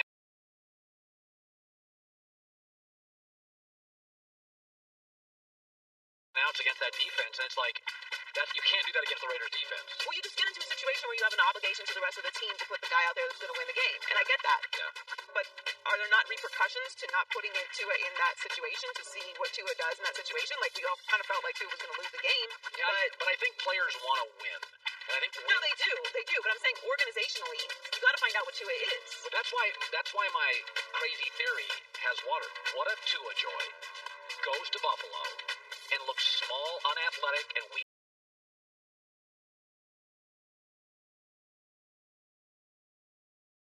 Arm, and Josh Allen is right across the field, and you think we have to play him twice a year.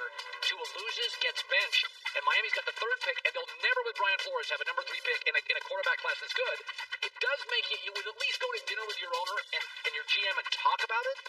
What if he gets benched from Sunday and looks terrible, and Josh Allen, and you're like, we got to play Josh Allen twice a year, and Allen lights your defense up, which is a good defense. Yeah, I think it's a very big week for Tua. So do I. Like, it's Josh Allen, there might be some other starters sitting for Buffalo, but it's really more about the Dolphins in that game. It is. Enjoy the news. Well, that's the news.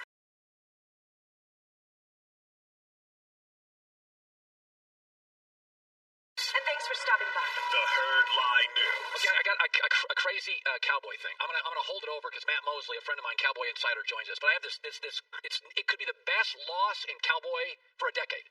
Losing this game could be the best loss for the Cowboys in a decade. I'm going to give you a thought on that coming up. Matt's around the corner. The supplement I take every day is M-Drive. Powerful ingredients backed by science. Energize, lean muscle, get stronger. Go to mdriveformen.com today. Free shipping, 60-day money-back guarantee. Don't let age beat you. It's the Herd. Be sure to catch live editions of The Herd weekdays at noon Eastern, 9 a.m. Pacific.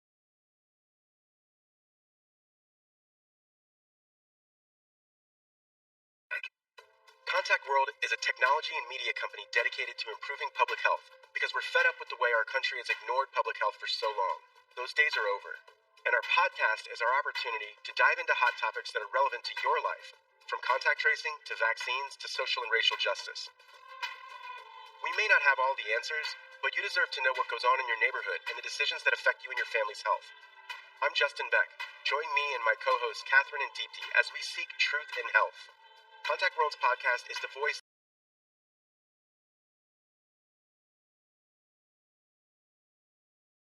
of the people and your opportunity to improve public health and health equity. So subscribe to Contact World and tell your friends, because we all deserve the right information, not misinformation. Visit contact.world to learn more. Listen to Contact World, the podcast, on the iHeartRadio app, Apple Podcasts, or wherever you get your podcasts. Do you ever think about how you're gonna die? I think I'm going to choke to death, specifically on a Cool Ranch Dorito. I'm definitely slipping in the shower. I'm for sure gonna die taking a selfie. Anyway. Hey, I'm Gabby. I'm Taylor. I'm Nika. And we're the hosts of a new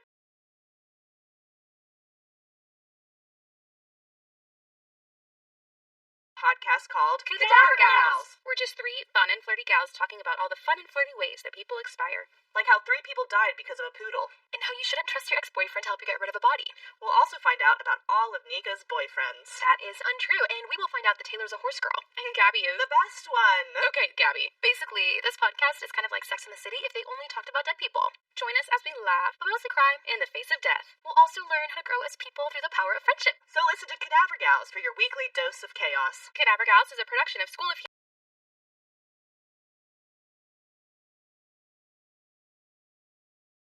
Humans and iHeartRadio. New episodes out on Wednesdays. Listen to Cadaver Gals on the iHeartRadio app, Apple Podcasts, or wherever you get your podcasts. Good to have you back. Crazy NFL draft thoughts, how valuable it is to have a top 10 or so pick, especially when lots of teams need quarterbacks and it's a heavy quarterback draft. The Cowboys lose this weekend. They could have as high as a number 7 pick.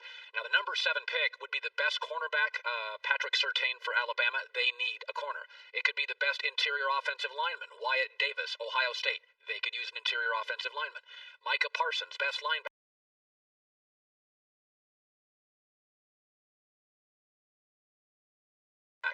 Penn State, they could certainly use a linebacker. Van Der Esch has been banged up. That's what you get at the number 7 pick. Or you trade down to get multiple picks because the 7th pick probably gets you the 3rd best quarterback in the draft. If they win the division, regardless of their record, the best pick they have is 19th or 20th. That's the 3rd best left tackle. That's the 4th best corner and the 4th best wide receiver. To give you an example of the difference between the 7th and 20th pick, 2 years ago, the 7th pick was Josh Allen, quarterback for the Bills. The 20th pick was Frank Ragnow. He's a center.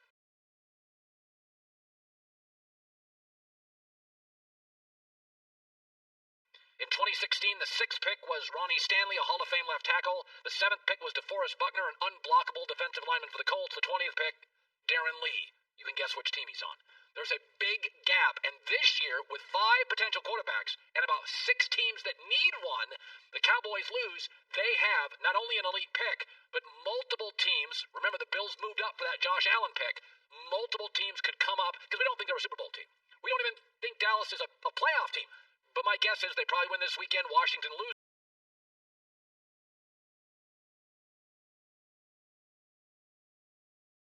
and they're in. With that, I bring in my friend Matt Mosley, Cowboy Insider. He's got an upcoming 4-part series on the Cowboys for FoxSports.com. He does great work. So I know it sounds crazy, but I think they have 2 or 3 massive needs. I don't think you solve those at the 20th pick. So do you share in my joyous thought of a Cowboy loss as a win long term?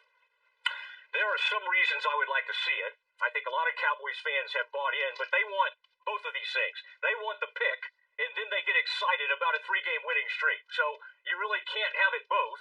I would say it's a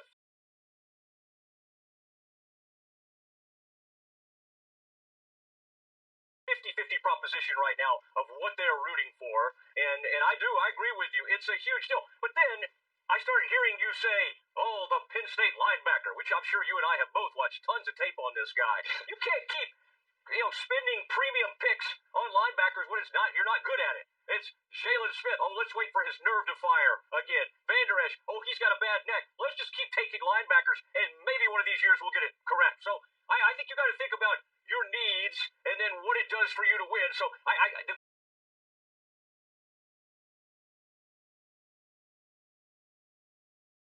part I would disagree with, I don't think necessarily it's been shown that you always get all these premium. When the Steelers and the Ravens with Eric DeCosta and Ozzie Newsome, when they're down there picking at 24 or 25 or 27 or 28, what are they doing? They're getting great picks. Where did the Steelers get what? So I guess I don't get so caught up in, oh my goodness, now you probably have all the research to show it, that the fall off from 7 to 20 is just enormous. But we're seeing quarterbacks that were taken in the 20s or later show off right now. Think about Jalen Hurts.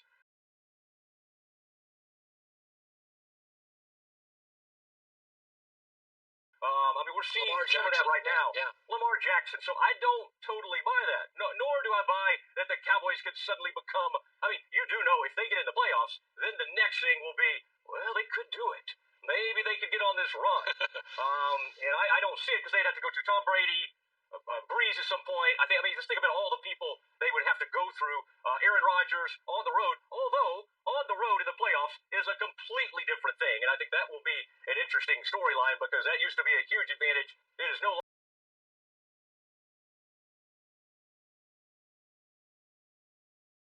longer really any advantage unless there's snow like there was for Green Bay. So Dalton's numbers since the bye are very Andy Dalton. They're very strong, and they're not that different from Dak Prescott. And I said I like Dak more. Andy's better, and he's more of a 2020 quarterback. He can move. But if you offered Dalton $35 million, you'd literally think you're the craziest man on the earth. And Dak wants more than that. And I think there's a difference in play, but I don't think it's the Grand Canyon. I think Dalton's a better pure passer. I think Dak's a better leader and a more mobile guy. So let's talk about the Dak contract, the story that never ends. They are going to give him a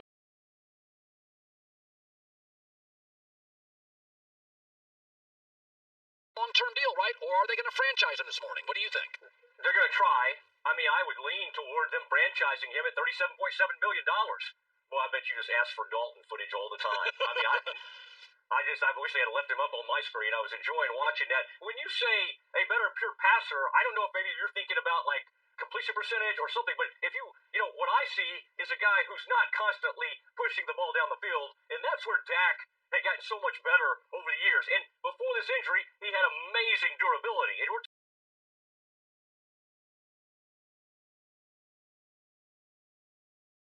talking about a 26-year-old compared to a 33-year-old. And yes, I agree, you don't give him $35 million, but Dak is arguably a top 5 or 6 quarterback. And as much as I like Andy, and he's from around here, we all love him. He's not. I just don't. He's like maybe a top 30 quarterback. So I would say it is the Grand Canyon. And I tell you, I'm sad you continue to be disrespectful to Dak Prescott, and everybody that lives around here feels the same as I do. Yeah, well, I don't see him as a top 6 guy, but you do. I see him as more of a 13, 14.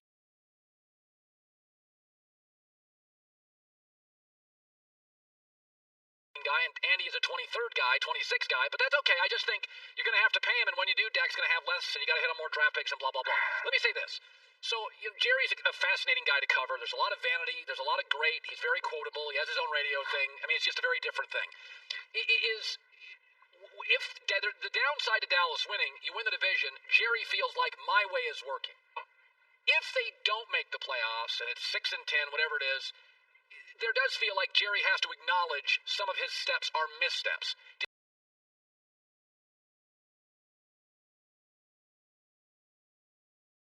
Do you feel that if they do make the playoffs, it kind of validates Jerry's way of doing things, which I don't believe are working? It's like it validates this by the seat of the pants. Look, we stayed in it, and Mike McCarthy, it suddenly makes him think Mike McCarthy did the most amazing job. And all these weird things he did, like on Thanksgiving, going for it deep in his own territory, him having all those conversations with John Fossil over there on the sideline, drawing up, hey, let's let a guy who never throws the ball go to his second or third read on a fake punt. I mean, I think it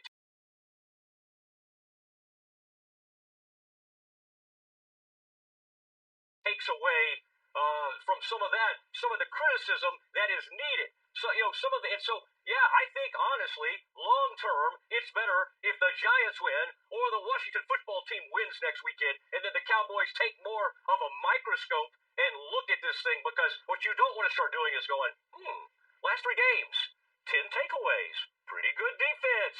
Let's bring Alden, even though he was out of the league for like 5 seasons, let's get him back in here. I mean, this is still, if you run on this team, and by the way, this 3-game winning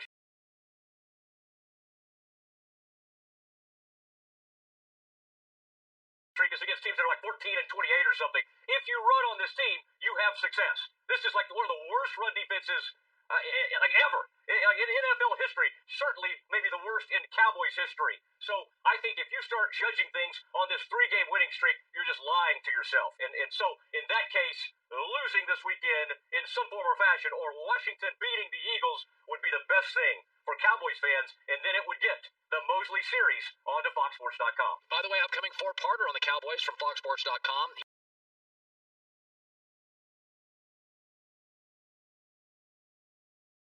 He's the host of the Doomday podcast. He had a very serious bicycle accident. We don't have time. I had a ski accident. It wasn't that big of a deal. You had a more serious accident. You look great. I'm glad to have you back. I'm glad your family's doing well. We're rooting for you. We love you, and we want to thank you for coming on the show, buddy. Love you guys. Thanks for the flowers and everything you guys did. And it's always fun being on. Great to be back with you. All right, Matt Mosley does a really, really good job. Him and Ed Werder, podcast Werder, used to work with me at this other company. Okay, so I was talking about this, the difference between the 7th pick and like the 20th pick. I'll give you an example.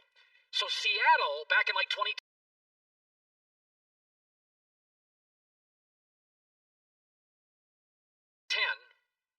won the division with a bad record like Dallas could do, like 7-9. So Seattle was going to get like a 7 or 8 pick.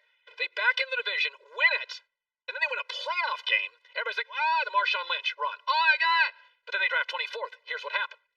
So Pete Carroll, they were bad at left tackle. So had they not won the division and gone to the playoffs and won at the end of the year, Seattle would have had the 7th, 8th, 9th pick. They needed a left tackle. Who would they have drafted? Pete's from USC, Tyron Smith, the best left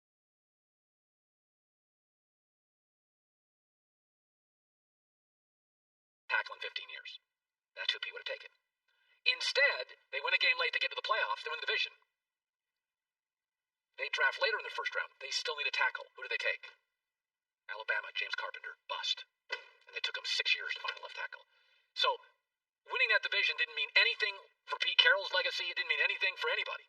But that's the difference between all my NFL GM friends and personnel guys always say the same thing. There's about 13 great players in every draft, 13 to 16 depending on the draft. After that, most guys would rather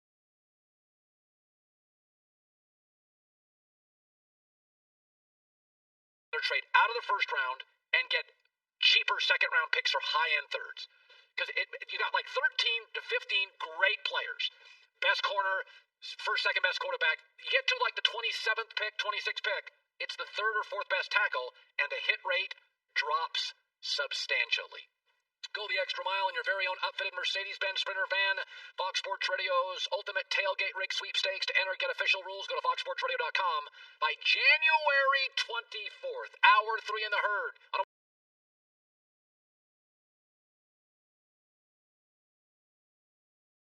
Wednesday next. Want more Herd? The Herd streams 24 hours a day, 7 days a week within the iHeartRadio app. Search Herd to listen live or on demand whenever you like. Are you a music fan? Do you need more music talk in your life? Then you should be listening to Record Store Society, a music talk show podcast on the iHeartRadio network. Record Store Society is a virtual trip to your local record store, hosted by me, Tara Davies. And me, Seth Nicholas Johnson. Every Friday, you'll find Seth and I behind the counter at your favorite record store, dispensing recommendations, making lists, and talking to our customers about anything and everything music-related.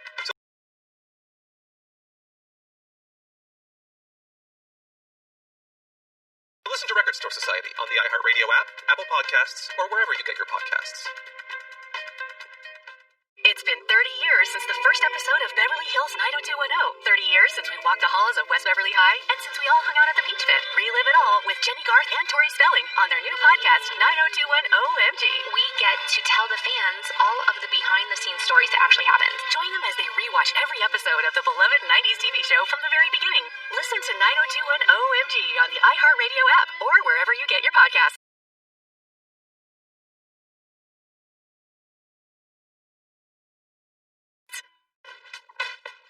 Hi, I'm Megan Gailey. And I'm CJ Toledano, and we're the hosts of The Greatest, a sports podcast that invites your favorite personalities on to rank and debate who and what really is the greatest. We've even had NBA Hall of Famer Reggie Miller on to ask him what are the greatest Reggie Miller moments. We are forever linked. I'm honored to be on this podcast. Thank you guys so much. Again, for people, you guys don't know who these two are. Reggie Miller is also my best friend. Sure. Listen and follow The Greatest on the iHeartRadio app, Apple Podcasts, or wherever you listen to podcasts. Ever wondered why there are two ways to spell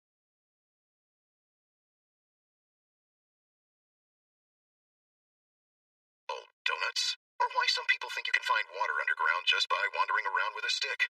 Believe it or not, this is stuff you should know. You Know the podcast with over 1 billion listens. It's now for your eyes, so you can read it. Stuff You Should Know, an incomplete compendium of mostly interesting things, covers everything from the origin of the Murphy bed to why people get lost. Become the most interesting person you know now at StuffYouShouldKnow.com or wherever books are sold. Thanks for listening to the Herd Podcast. Be sure to catch us live every weekday from 12 to 3 Eastern, 9 to noon Pacific on Fox Sports Radio and FS.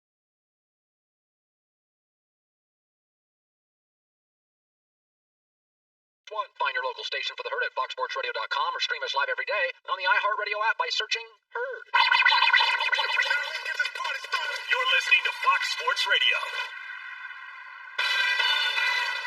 Here we go. Hour number 3. We are flying by Los Angeles. That's the place. It's kind of chilly this week. The Herd, wherever you may be and however you may be listening, Fox Sports Radio, iHeartRadio, and FS1. It is cold and you can't go anywhere. And you talking about getting pizza and wings ruined my night again last night. I got pizza.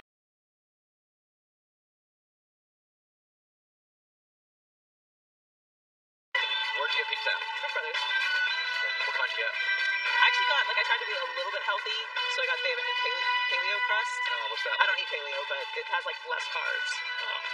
But the cauliflower crust is the best one. So good. You have one by their delivery is great in LA. Amazing. It is. They get it to you in about 15 to 20 minutes. Isn't that amazing? Yeah. It's really good. I ate all of it. By the way, I went and I looked up that little bit. Remember I talked about yesterday that live shot I did in the Browns bar, how I fell in love with chicken wings? Oh, yeah, yeah. So I did a live shot.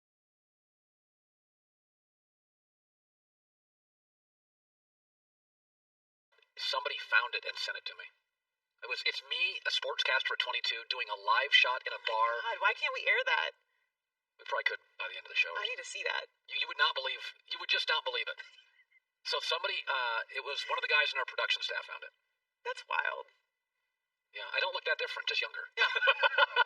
I'm actually I was such a scruffy mess. I actually had a nice sports coat on and a tie. It was like, oh. A tie? You don't wear ties? Well, I was a local sportscaster in Vegas doing a live shot. You wear ties on the Sunday show?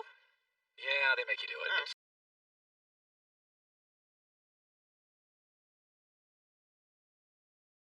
Such a buzzkill. I'm not really a tie guy. You're not a tie guy. You know the comedian. Why don't you get bow ties? You can't do that. It's Nerd City. I'm nerdy enough. I can't wear You can pull up bow ties. No, could not. So at the end of the show, I'm going to do playoff or takeoff. This weekend, what do I think transpires? Who gets into the playoffs? What will the playoffs look like by Monday? But Andy Dalton and the Dallas Cowboys' playoffs hopes are still very, very much alive. And I don't think Dallas is necessarily in a bad place with their replacement quarterback. When Andy Dalton came to the Dallas Cowboys, I said he'll be the best backup in the league. He's a great backup. And you can start him occasionally and win games.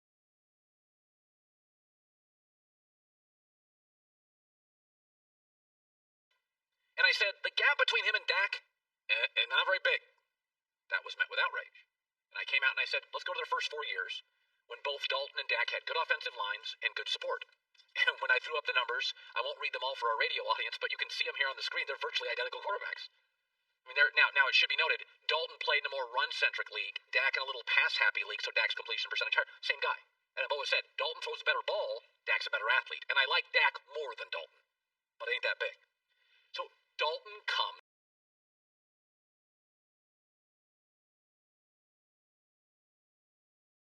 to Dallas. Now, this has been a weird year. No preseason. This has been hard for rookies, for free agents. It's not really fair to judge anybody in September and October, right? We've said this about the draft. I mean, there was no games. So, and also the Cowboys had a new staff. Andy Dalton got a concussion. Then there was COVID.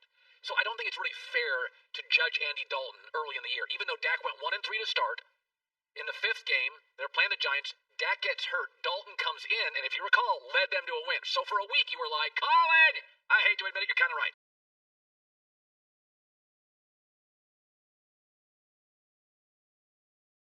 But then it unraveled. Then the concussion for Dalton. He got COVID. The Cowboys went to backups on backups. Then they had a bye in Week 10. And I think that's fair to say. It was 10 straight practices. The chaos ended. I mean, there was at one point we didn't even know. We thought the team was bailing on their defensive coordinator. That was a big narrative on this show and every network. Like, the players are quitting. But then they had the bye, and byes generally, everybody gathers around. 10 straight practices. It's like a little bit of a preseason without a preseason. Andy Dalton since then.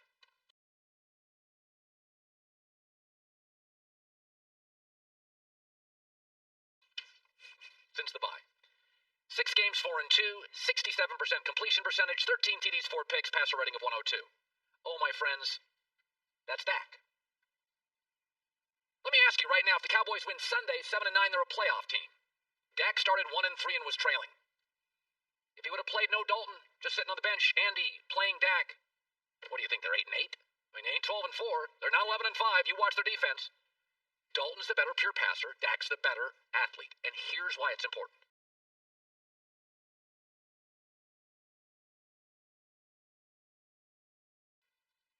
Because if the Dallas Cowboys offered Andy Dalton a $37 million contract, they would lose fans. Jerry would need to sell the team. It would be an outrageous proposition. That's what Dak wants. It's not that I don't like Dak. If you paid Dalton more than $18 million a year, it would be widely criticized by everybody. Dak wants over double that. And he's not twice the player.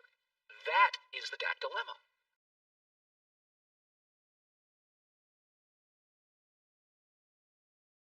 I'm not anti-Dak. I'm anti what Dak wants for what Dak is. Last 6 games for Dak Prescott and Andy Dalton. Go to their last 6 games. They have identical records. They both complete about 67-68. The TD to interceptions, both 13 TDs, 4 picks. The passer ratings, Dak slightly higher, but Dalton's won another game. I like Dak more. Dak is better. Dak's a better athlete. And in 2020, I think Dak feels like the NFL more than Andy Dalton. But if Dak didn't get hurt, wouldn't Dallas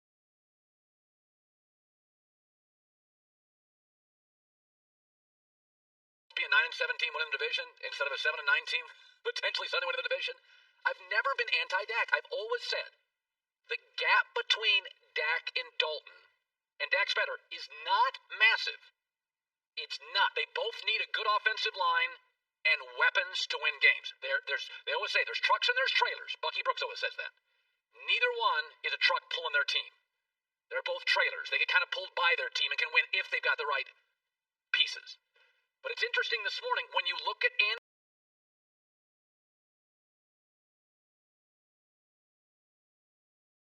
Dalton post-bye, he is what he was his first 4 or 5 years. A less mobile version of Dak. But you pay him $17 million. Dak wants $37. That is the dilemma in Dallas. It's not that anybody hates Dak. But he's not worth twice of Dalton, I don't believe, going forward. Oh, well, looky. We got a birthday cookie. LeBron's 36th birthday today. I occasionally talk about him on the show. He's pretty good at basketball, maybe you've heard. So on LeBron's 36th birthday, he is still the best player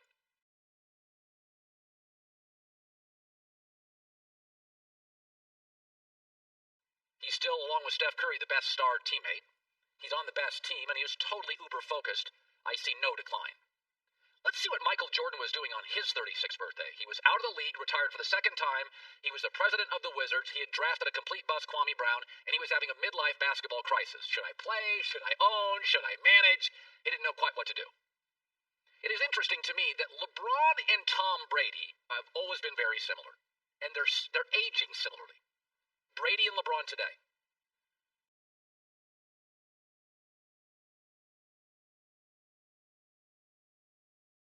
Totally focused on playing, have no interest in retiring, will not even consider it, are outraged when you mentioned it, are still excellent, are still great teammates, and are still the faces really of the league.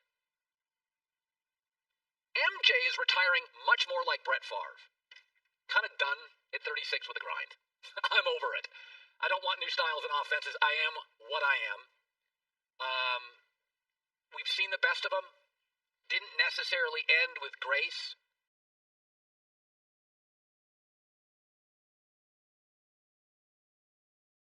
Both could be kind of bad teammates. Favre wasn't great to Aaron Rodgers. MJ wasn't great to anybody with the Wizards. But here's what's interesting. MJ and Favre, despite all those potholes, are more beloved today than Brady and LeBron. And because we're both still, isn't everybody still trying to discredit LeBron and discredit Brady? Oh, it's the system. Well, I mean, LeBron just goes around to the best players. Favre and MJ are more beloved. That's a key word. Beloved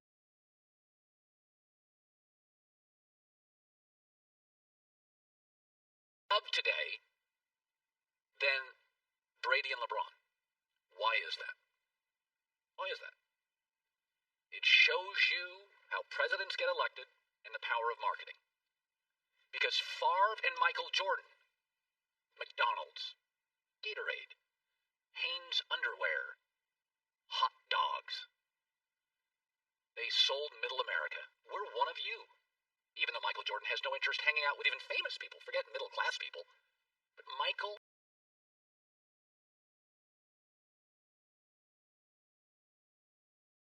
sold, Favre sold, we are you. Wranglers, Walmart, Kmart, Anymart. LeBron and Brady do not.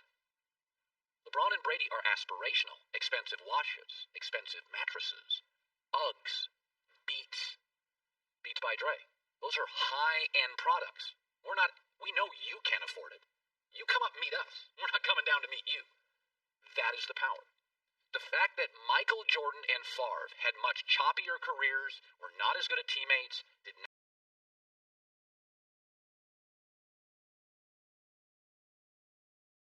not end well, did not end very refined.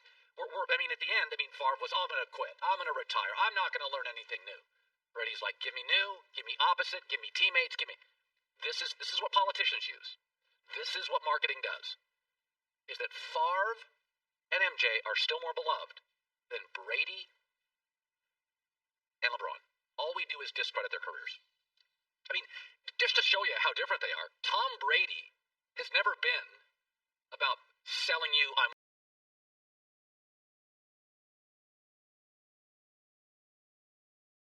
one of you. He had his own workout facility in New England. He didn't even work out. He's like, no, I got my own clinic. Gronk, come on over. Edelman. The Patriots didn't like it. LeBron's like, I'm not going to be on your TV show. I'm going to create my own production company. I don't even need TV networks. I'm going to have my own. Aspirational. And people don't like that. Oprah got less popular when she lost weight. She was now separating from you. She was no longer one of you. And people for a while didn't like it. Where's Oprah going? Oprah started losing weight. Studies showed I used to work at a network that had Oprah. She was getting less popular.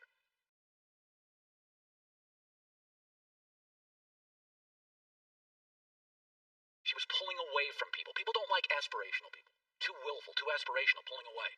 Be one of us. Peyton Manning, Oreos. He doesn't eat Oreos. Tiger Woods, Buick. He didn't drive a Buick. Derek Jeter, Chevy. He's got a Maserati. But it's in Michael's instance, it's really the brilliance, perhaps. Instead of the criticism, it's the brilliance of Michael. Michael's not eating hot dogs. Michael's not wearing Hanes. He didn't drink much Gatorade. He likes his wine and his cigars.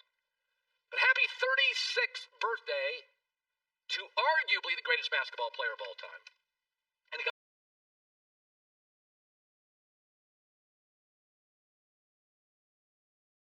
do think is a much better teammate. Jonathan Vilma around the corner, long NFL career, now a broadcaster for Fox Smart Guy. Go the extra mile. It is the Mercedes-Benz Sprinter van. It could be yours thanks to Fox Sports Radio's Ultimate Tailgate Rig Sweepstakes. Get the official rules. Enter. January 24th is the cutoff. FoxSportsRadio.com has all the details. Mercedes-Benz vans.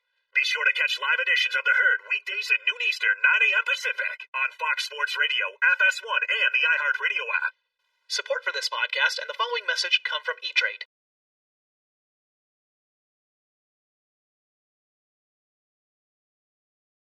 Trading isn't for everyone, but E-Trade is.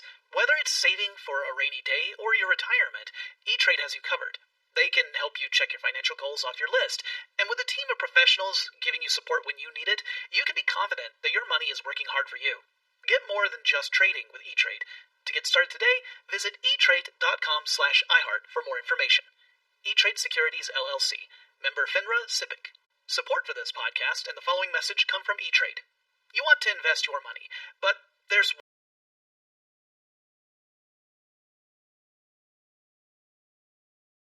one problem. You're not sure where to begin. Luckily, there's E-Trade, who offers more than just trading. E-Trade simplifies investing without the financial jargon and has the people to offer guidance and support to make your money work hard for you. For more information, visit etrade.com/iHeart. E-Trade Securities LLC, member FINRA SIPC. Jonathan Vilma played for a decade in the NFL. Saints, Jets. Now he's a Fox Sports NFL analyst and a good one. Rookie of the Year, 3-time Pro Bowler, a Super Bowl champ. And he called the Eagles Cowboys last weekend. Dallas wins. Dallas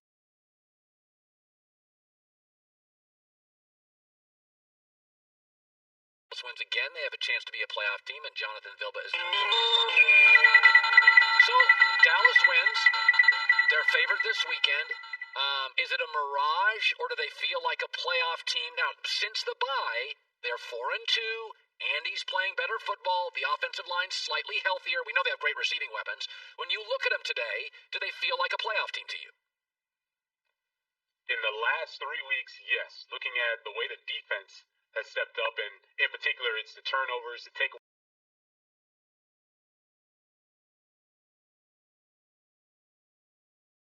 that the defense is creating. You know, you look at the San Francisco game where they were outgained almost by double, but they had 4 takeaways, and they were able to win that game. You mentioned Andy Dalton. He's really sunk in now into being, that same Andy Dalton that we saw at Cincinnati, where he's going to be a great game manager. He'll give you about 3 or 4 really nice throws within the game, and then you have, again, that defense that's going to put them in good positions. The best thing about Andy is he's taking care of the football. Right. And because the turnover rate margin has really changed in their favor, in Dallas's favor, they look like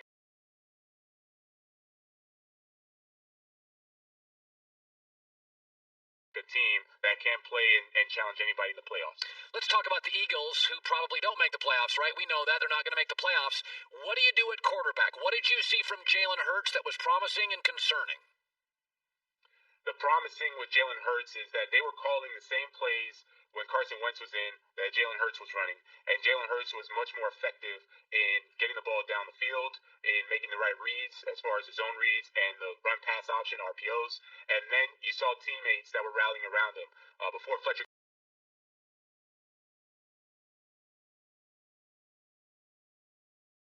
Cox got hurt, I would see him on the sideline celebrating, running up and down the sideline as Jalen Hurts would convert a first down or Miles Sanders would convert a first down. And so you have this bond that he's generated and created with a lot of the veterans that's established himself as a guy that they can rally around moving forward. Concerning would be the growth. The only thing that concerns me is how far can he grow in this system. And really, I'm looking at Carson Wentz, right? Carson Wentz looked like a guy that was on the cusp of being one of the elite quarterbacks under Doug Peterson, and then he just regressed.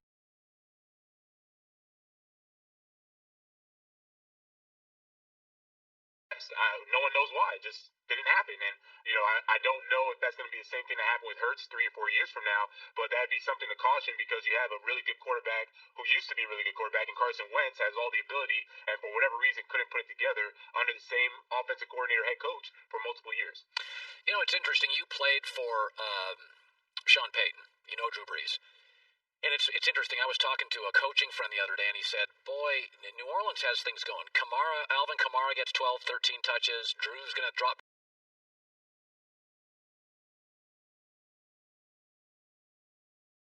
back 21 times. Taysom Hill now could get 12 to 18 touches. You know, when you look at him, it feels like Drew Brees' last year. What do you like about New Orleans going to the playoffs? What concerns you? They've got a lot of stars here. Michael Thomas comes back. That's 4 different playmakers they have. Your thoughts?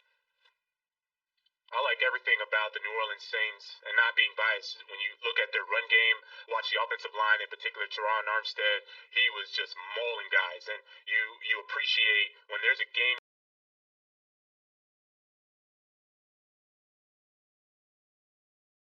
you're supposed to win. It's not that you go out and, you win the game. You go out and you dominate. Offensively, they dominated. Offensive line stepped up. They helped out Taysom Hill when he was at quarterback, and now Drew Brees as he's still nursing those injuries. And so you can travel with that. Wherever you go, you'll host a game as they won the division, but after that, they have to travel somewhere. Your offensive line is going to give you that type of performance, and that can win on the road and then take you even further into the playoffs. I'm looking at the defense, and they are outstanding when it comes to stationary quarterbacks. They know how to play against those guys really, really well.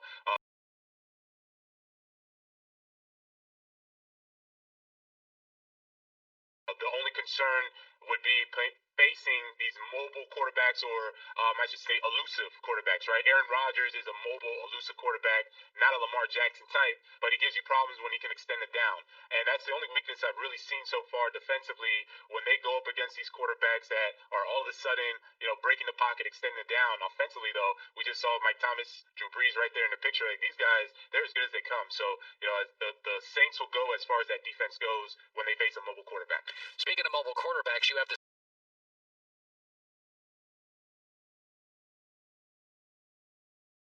Seahawks 49er game this week, so I know you're looking at tape and Russell Wilson. I think they're really good. I have a concern. I don't know if they're good enough on the offensive line to win 2 or 3 or 4 games. I just don't know if they are. What does the tape tell you? What worries you about Seattle? I would disagree with you, Colin. The tape is telling me that with Chris Carson playing well, Carlos Hyde as his backup, and Rashad Penny coming back, they're able to win games ugly. They're able to win games rough. They're able to now set the tone. When you look at the first time they played the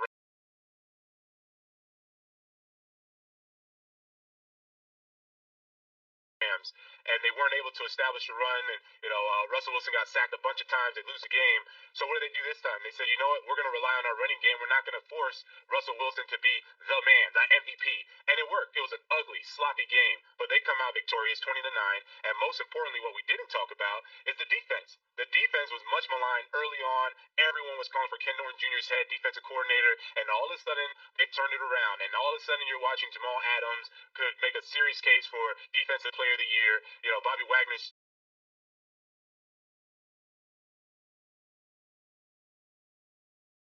still playing at a top-notch level. These guys have really figured it out. Quandre Diggs does a good job at safety. So when you have a team that can either beat you with 4 touchdown passes, or beat you with 4 rushing touchdowns, or just win the game 3-0, they're fine either way. But the point is, they can win any type of game, and that's dangerous. Finally, I was watching the Miami Hurricanes last night, and wait. What? Why are we doing this? Well, why? Because they're... Well, you could have just started with this, and then you would have gotten probably a better job. And now you're just going to end on just a sour note. This is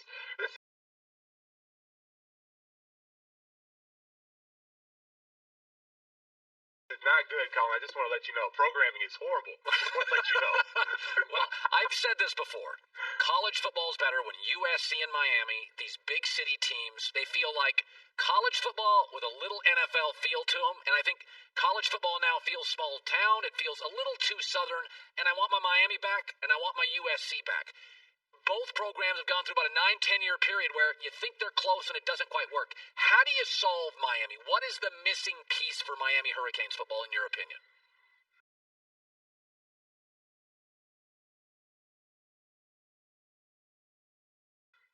Wow, the missing piece. There's more than one piece. The main would be the recruiting and developing of the players. When I think back to my teams and my years, we had really good talent. Butch Davis was the architect of bringing a lot of talent, but it didn't stop there. When we got to Green Tree, our practice field, it was then a culture of being competitive. It was a culture that was created to be mentally and physically tough, and then to be mentally and physically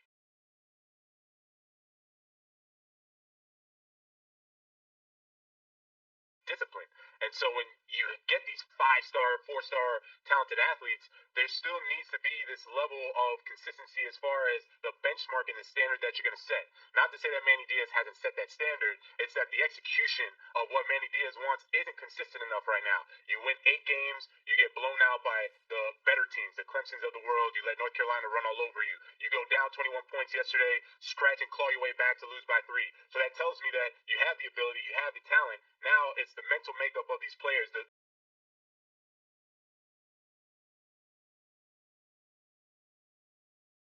culture that's being created and the standard that's being set, that has to change. And I should say, it has to be executed if you want it to get changed. And I always go to Nick Saban and look at any team that he brings. You know 2 things. They're going to stop the run, and they're going to be tough as nails. And if you have that, and now with him changing over to this high-flying offense with Mac Jones, Tua did it as well, it's made them basically unstoppable aside from Clemson challenging them. So they can get it done. The good thing is that there's never a shortage of talent in South Florida. Now the rest of it, once they get to the University of Miami, they get to USC.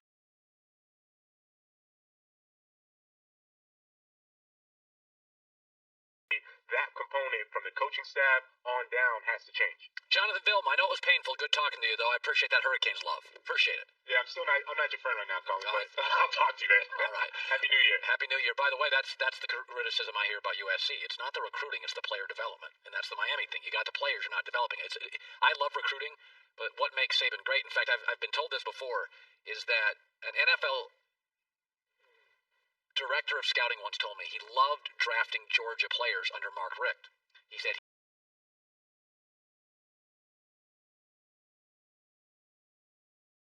he could recruit, but they didn't necessarily squeeze all the juice out of the player. Like the players were good, but they had a different gear when they went to the NFL.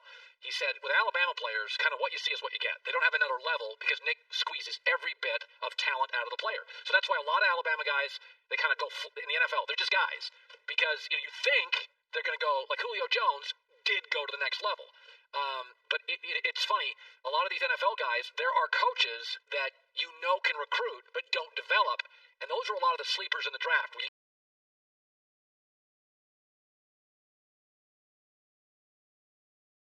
get in the second, third round, you're like, he didn't have great stats, but we saw his tape 3 years ago out of high school, and he's unbelievable. He's just never been developed. I think a lot of NFL teams struggle with that, too, with young guys. Yep, that's why some teams are better just going getting free agents. Some are better drafting. I always think Green Bay does a great job developing offensive linemen. Pittsburgh does a great job developing wide receivers. Pete Carroll's done a good job in his career developing secondary players, linebackers and secondary guys. KJ Wright, Bobby Wagner, that had this Brooks kid. The back seven, Pete does a really good job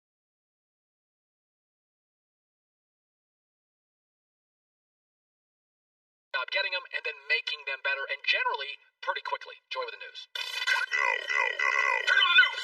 This is the Herd Line News. So there is some talk about if Jimmy Garoppolo could be done in San Francisco after this season. George Kittle is showing his support for Jimmy G and hoping that the team decides to keep him in 2021. I think I've said multiple times that I love playing football with Jimmy G, and I can't say enough about the leader that Jimmy G is and how his presence just kind of changes how the team is feeling and how the team goes about its business, how the team practices every day. And so,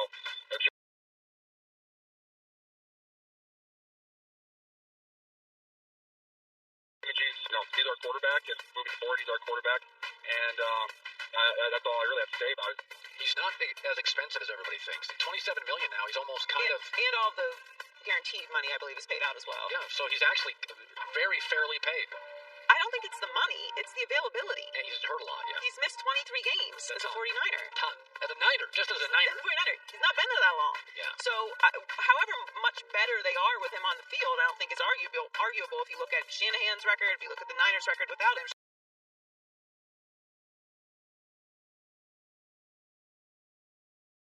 Shanahan is 7-26 without him.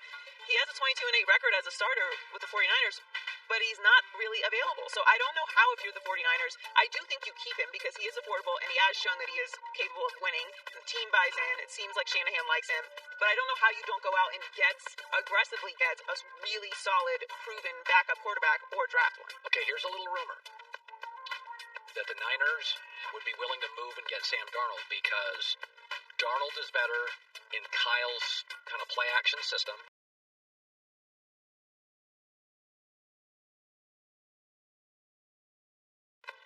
Also, Darnold moves the pocket. Kyle Shanahan likes to move the pocket.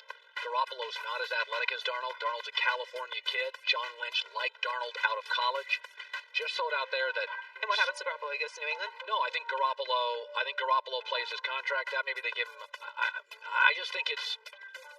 What is Garoppolo's contract? Does he have a year left? I think he has 2 years left. I think you bring Darnold in, you learn the system. Garoppolo has a history of getting dinged up. Sam comes in. My understanding is the Niners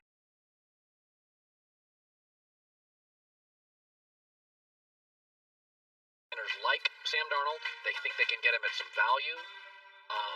Garoppolo's injuries concern them. Garoppolo does clearly make them better, but Darnold's style fits Kyle Shanahan's run-centric play-action offense, and Kyle likes to move the pocket a lot. That fits Darnold's style. So, again, you don't have to give a ton up. I think Sam's play probably gets you a third-round pick, and you bring him in, and let's be honest, Garoppolo feels like a 12-game starter. He doesn't give you 16. Yeah, I don't hate that plan at all. No. The Niners have to do something. Yeah.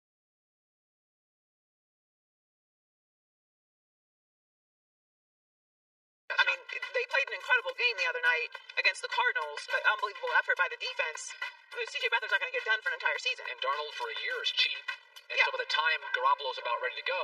Then you'll be able to pay Darnold if he works. And I don't think Darnold you have to pay a fortune to because he's struggled so far. So that's just one to keep your eye on. Matt Stafford to New England, Darnold to San Francisco. It's just there's a lot of connect the dots with both.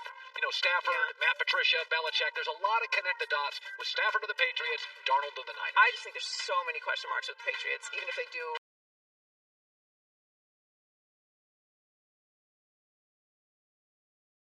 aggressively go get someone like Matt Stafford, you still have to fill out the rest of the roster. Well, you have, in fact, the reason Stafford makes sense, Joey, because there's a tight end playing for Florida, Pitts. He's an insane athlete. And let's say New England loses Sunday and they have like the 10th pick.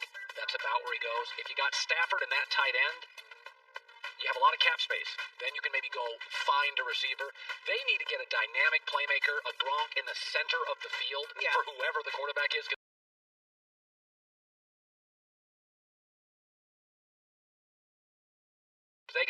They don't separate in the perimeter, and they don't make a difference in the middle of the field either. They definitely need some playmakers on the offensive side of the ball. So Zion scored a team-high 20 points, but it wasn't enough to get them the win. Pelicans fell to the Suns, 111-86. I think the Suns are really a team to pay attention to this year. He shot 9 of 13 from the field in 29 minutes of play. He was New Orleans' most efficient scorer of the night, but his defense was noticeably absent with only 2 rebounds and a steal.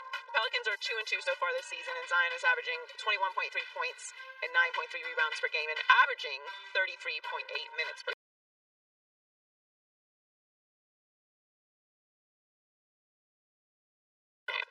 To me, I find his game so unique. It's funny. I don't know how he would do in the postseason, but in the regular season, I just think there's a lot of NBA bigs that are going to walk into town in New Orleans and go, I just don't want that body on me for 37 minutes a game. He's going to have, if he can stay healthy, you're going to get 23 to 26 a night from him. He's just a hard matchup. He's a physical, dynamic player. Guys don't want that body on him for 36 minutes a night, and I think he's fun to watch. He's an explosive, fun player to watch. If they can get another star down there, they're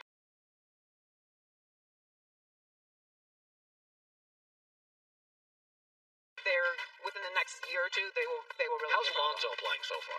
I have not watched a lot of Pelicans basketball. His shot joy looks better. I saw some video. All of these players are going to keep developing, especially with Van Gundy down there now. So they're in a new system. They're still, they have Steven Adams now, so they have some vets. They're just still a year or two away, and they need another big piece. They need another big scorer. So Luka Doncic is coming off of a breakout second season in the NBA and is one of the front runners for MVP this year. However, he admitted he wasn't starting this season in the best shape, and Rick Carlisle thinks there's a lot more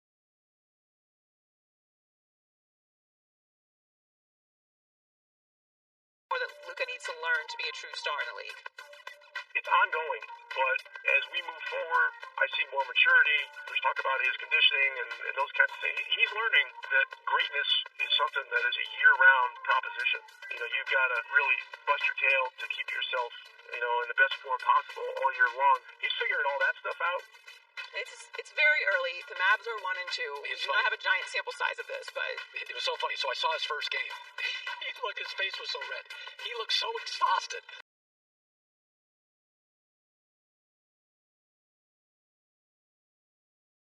And I'm like, Luka's been on the beach somewhere in Europe because he does not look. He looked exhausted in the first game I saw him this year. Well, it's kind of a unique year. You don't have summer league. You don't have that same off-season training. You had a shortened off-season for teams that were in the bubble.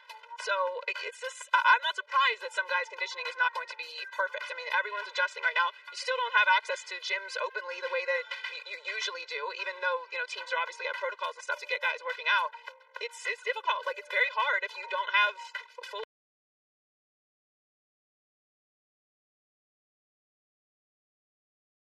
open facilities and a normal regimen to be in perfect shape. I'm not making excuses for Luka, obviously, but, he did have quite some performance against the Clippers there the other night. Remind everyone of that. They've only played 3 games. He's averaging 27.7 points a game, 7 rebounds, and 6.7 assists so far this season, so I don't think there's any room for panic. But to Carlisle's point, if you're going to be in shape, it's a year-round thing, especially if you're an athlete. There's no, taking months off. You're not an offensive lineman. Nope. Joy with the news. Well, that's the news. And thanks for stopping by. The Herd Lie News. We do,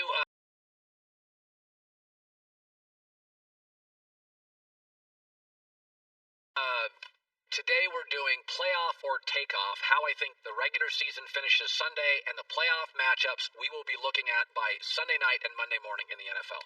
Supplement I take every day is M-Drive, powerful ingredients backed by science. Go to mdriveformen.com, 60-day money-back guarantee, free shipping too. Live in LA, it's The Herd. Be sure to catch live editions of The Herd weekdays at noon Eastern, 9 a.m. Pacific. You're going to come into a new season of joy and fulfillment like you've never seen. Hi, I'm Joel Osteen. I have a daily podcast where I talk about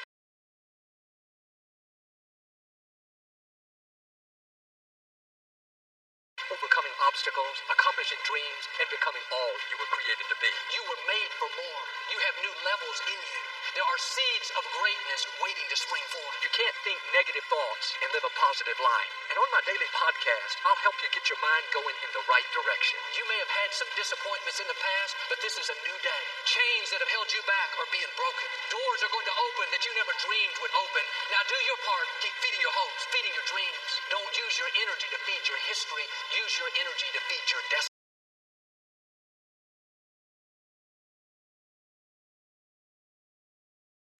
It's inspiring, uplifting, and encouraging. I think you'll like it. Listen to the Joel Osteen Podcast on the iHeartRadio app, on Apple Podcasts, or wherever you get your podcasts. Are you a music fan? Do you need more music talk in your life? Then you should be listening to Record Store Society, a music talk show podcast on the iHeartRadio network. Record Store Society is a virtual trip to your local record store, hosted by me, Tara Davies. And me, Seth Nicholas Johnson. Every Friday, you'll find Seth and I behind the counter at your favorite record store, dispensing recommendations, making lists, and talking to our customers about anything and everything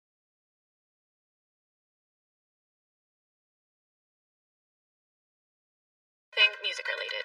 And you never know who's going to stop by. Our record store is frequented by musicians, producers, writers, actors, and especially lots of unfamous nobodies like you and I, Tara. That's right. As long as they are excited to talk about music, they'll probably make an appearance in our record store sooner or later, and we can't wait to talk to them. I want to find out what their top 5 debut albums are. I want to find out who their top 5 Beatles are. Wait. Exactly. So listen to Record Store Society on the iHeartRadio app, Apple Podcasts, or wherever you get your podcasts. Go the extra mile, your very own upfitted Mercedes Benz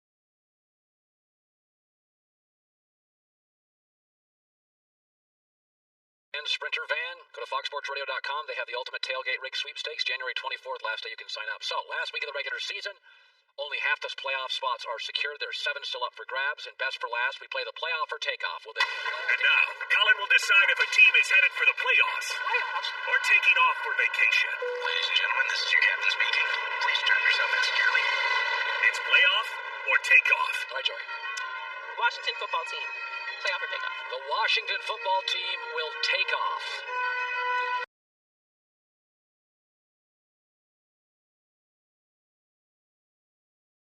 Alex Smith doesn't play. Since he arrived in Washington, they're 6-26. When Alex Smith does play, they're 10-5. Tyler Henneke will play. 3 picks in his only start years ago for Carolina. Washington loses, they're out. Cowboys, playoff or takeoff? Playoff. Inexplicably a playoff. They're playing very well offensively. Andy Dalton in this excellent wide receiving core of Michael Gallup's played well, CeeDee Lamb, Amari Cooper. Currently on a 3-game winning streak. They've scored 30+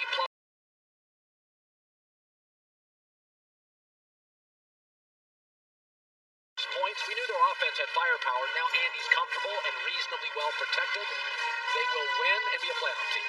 The Giants playoff or takeoff? The New York Giants take off. Even though I was in love with them through the first 8 or 9 weeks, they are not playing well. Daniel Jones came back off an injury and has struggled. Since he returned, he's completing only 56% of his throws. They're the lowest scoring NFC team in the last 5 weeks. The more I burrowed in on this game, I think Dallas wins it just based on the strength of their efficiency and receivers on offense. How about the Bears?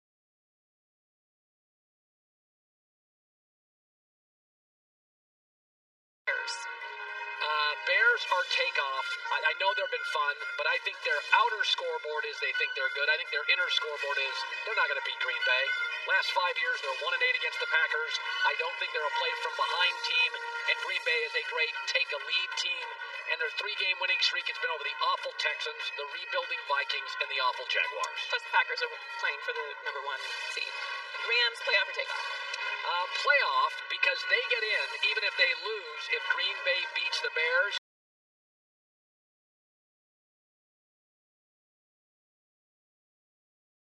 I think the Rams will get in because Green Bay beats the Bears.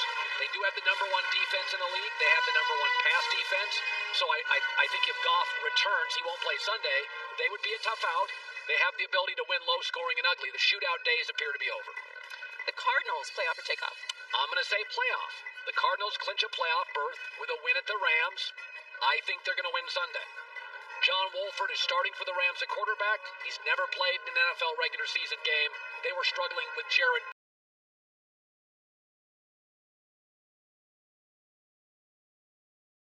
Goff. Also, Kyler Murray had a leg injury. He is now practicing and expected to play. I don't think this is an artistic masterpiece, but I think Arizona becomes a playoff team. And this is what the NFC would look like if my projections are correct. Packers are a number 1 seed and get a bye. The number 2 Saints host the 7-seeded Rams. I think they would win that.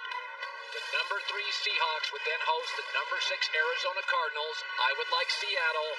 And then the number 4-seeded Cowboys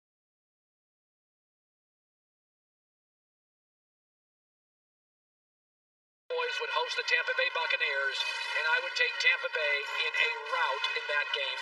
That's my NFC look. All right, let's go to the AFC. Titans playoff or takeoff? The Mercurial Titans hammer the Texans and get in. I still think they're a dangerous playoff team because if Derrick Henry's running downhill, Ryan Tannehill's throwing on play action. I think they're well coached. There are teams they do not match up against. They have no pass rush. The worst pass rush in the playoffs. But I do think they not only beat the Texans, but hammer them Sunday.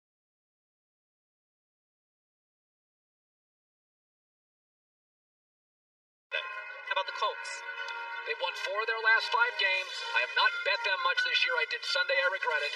They're a playoff team. They're going to beat the Jaguars, combined with either a Ravens, Browns, or Dolphins loss. I'll get to that in a second.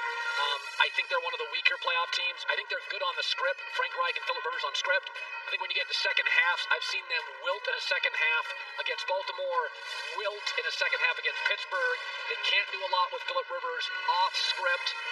Not very dynamic, so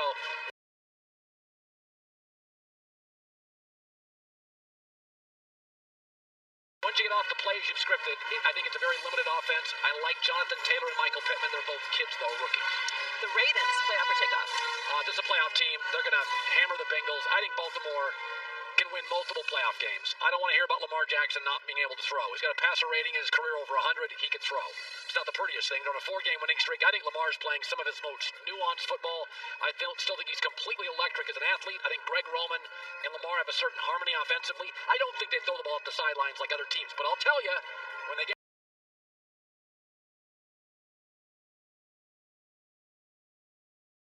rolling, watch out, because they can ball control you to death. They're the number 1 running team in the league. They're very good on third down. They move the chains.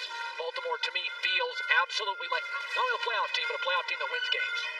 Dolphins playoff or takeoff? Crushes my soul, but take off. Buffalo at home. Buffalo's going to play Josh Allen. Buffalo wants the number 2 seed. Buffalo's playing for something. This is an offense now that is sputtering. That when you ask Tua to do anything other than manage the game, it's very limited. The Bills are a Hail Mary away.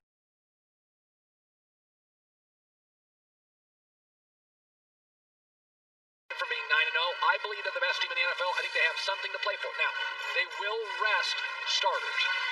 The question is it a right guard? Is it an interior lineman? But if they play Josh Allen, I just think they bring the kind of offensive heat that the Dolphins can't duplicate. Finally, the Browns play after takeoff. I think they're a playoff team. I think they hammer on Pittsburgh. It's one of my second games I think could get ugly. I felt all year, I predicted they would go to the playoffs. I feel like they're a playoff team. I don't know if they're a playoff winning team. Rookie head coach.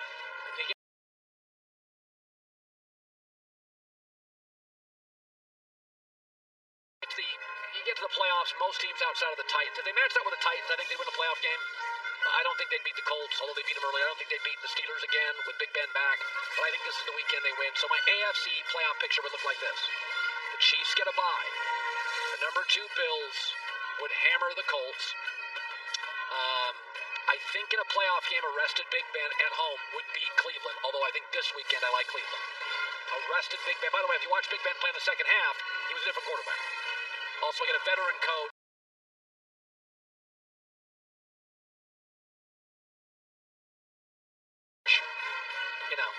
Against a rookie head coach. Ravens at Tennessee. I like Baltimore in that one over Tennessee. And there you go. It's weird. I love Cleveland this weekend. Ben played or not. I think they're been a better team.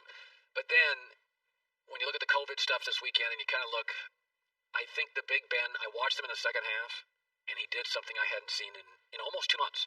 He was energized. He threw it deep. I don't know if they gave him Red Bulls. I don't know if it was shots. But it's a pretty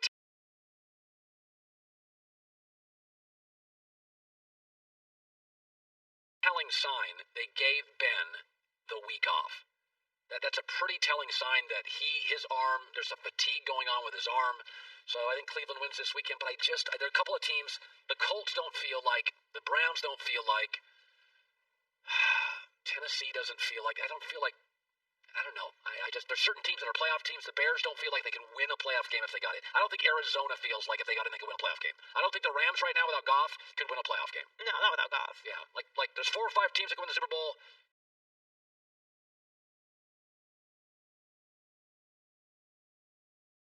There's a few teams that can win playoff games, but then the more you start watching, you're like, without Goff, listen, the Rams aren't scoring with Goff in the division. division. Remember they were talking about benching Goff early in the season? Or that was a conversation?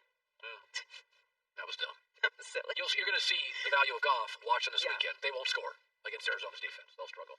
The supplement I take every day is M-Drive. Powerful ingredients backed by science. Go to mdriveformen.com. Free shipping, 60-day money-back guarantee. We're all getting older. Don't let age beat you or define you. Refine your prime with M-Drive. Good Wednesday show. We'll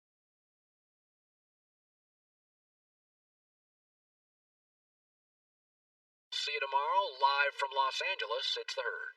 Want more Herd? The Herd streams 24 hours a day, 7 days a week within the iHeartRadio app. Search Herd to listen live or on demand whenever you like.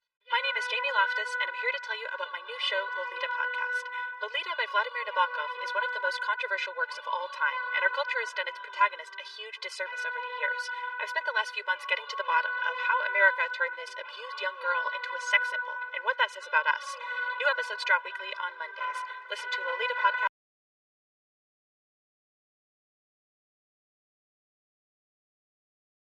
on the iHeartRadio app, Apple Podcasts, or wherever you listen to podcasts. You already know that The Challenge is the most heart-pounding competition show on television. But do you ever wonder how challenge competitors are selected? I have to make a deal with the devil. Or which challenges were too dangerous for TV? Is it really blood, though? Well, you can learn all that and so much more on MTV's official Challenge podcast. Hosted by none other than me, your girl Tori, and me, Anissa. We're giving you the inside scoop on the brand new season of The Challenge.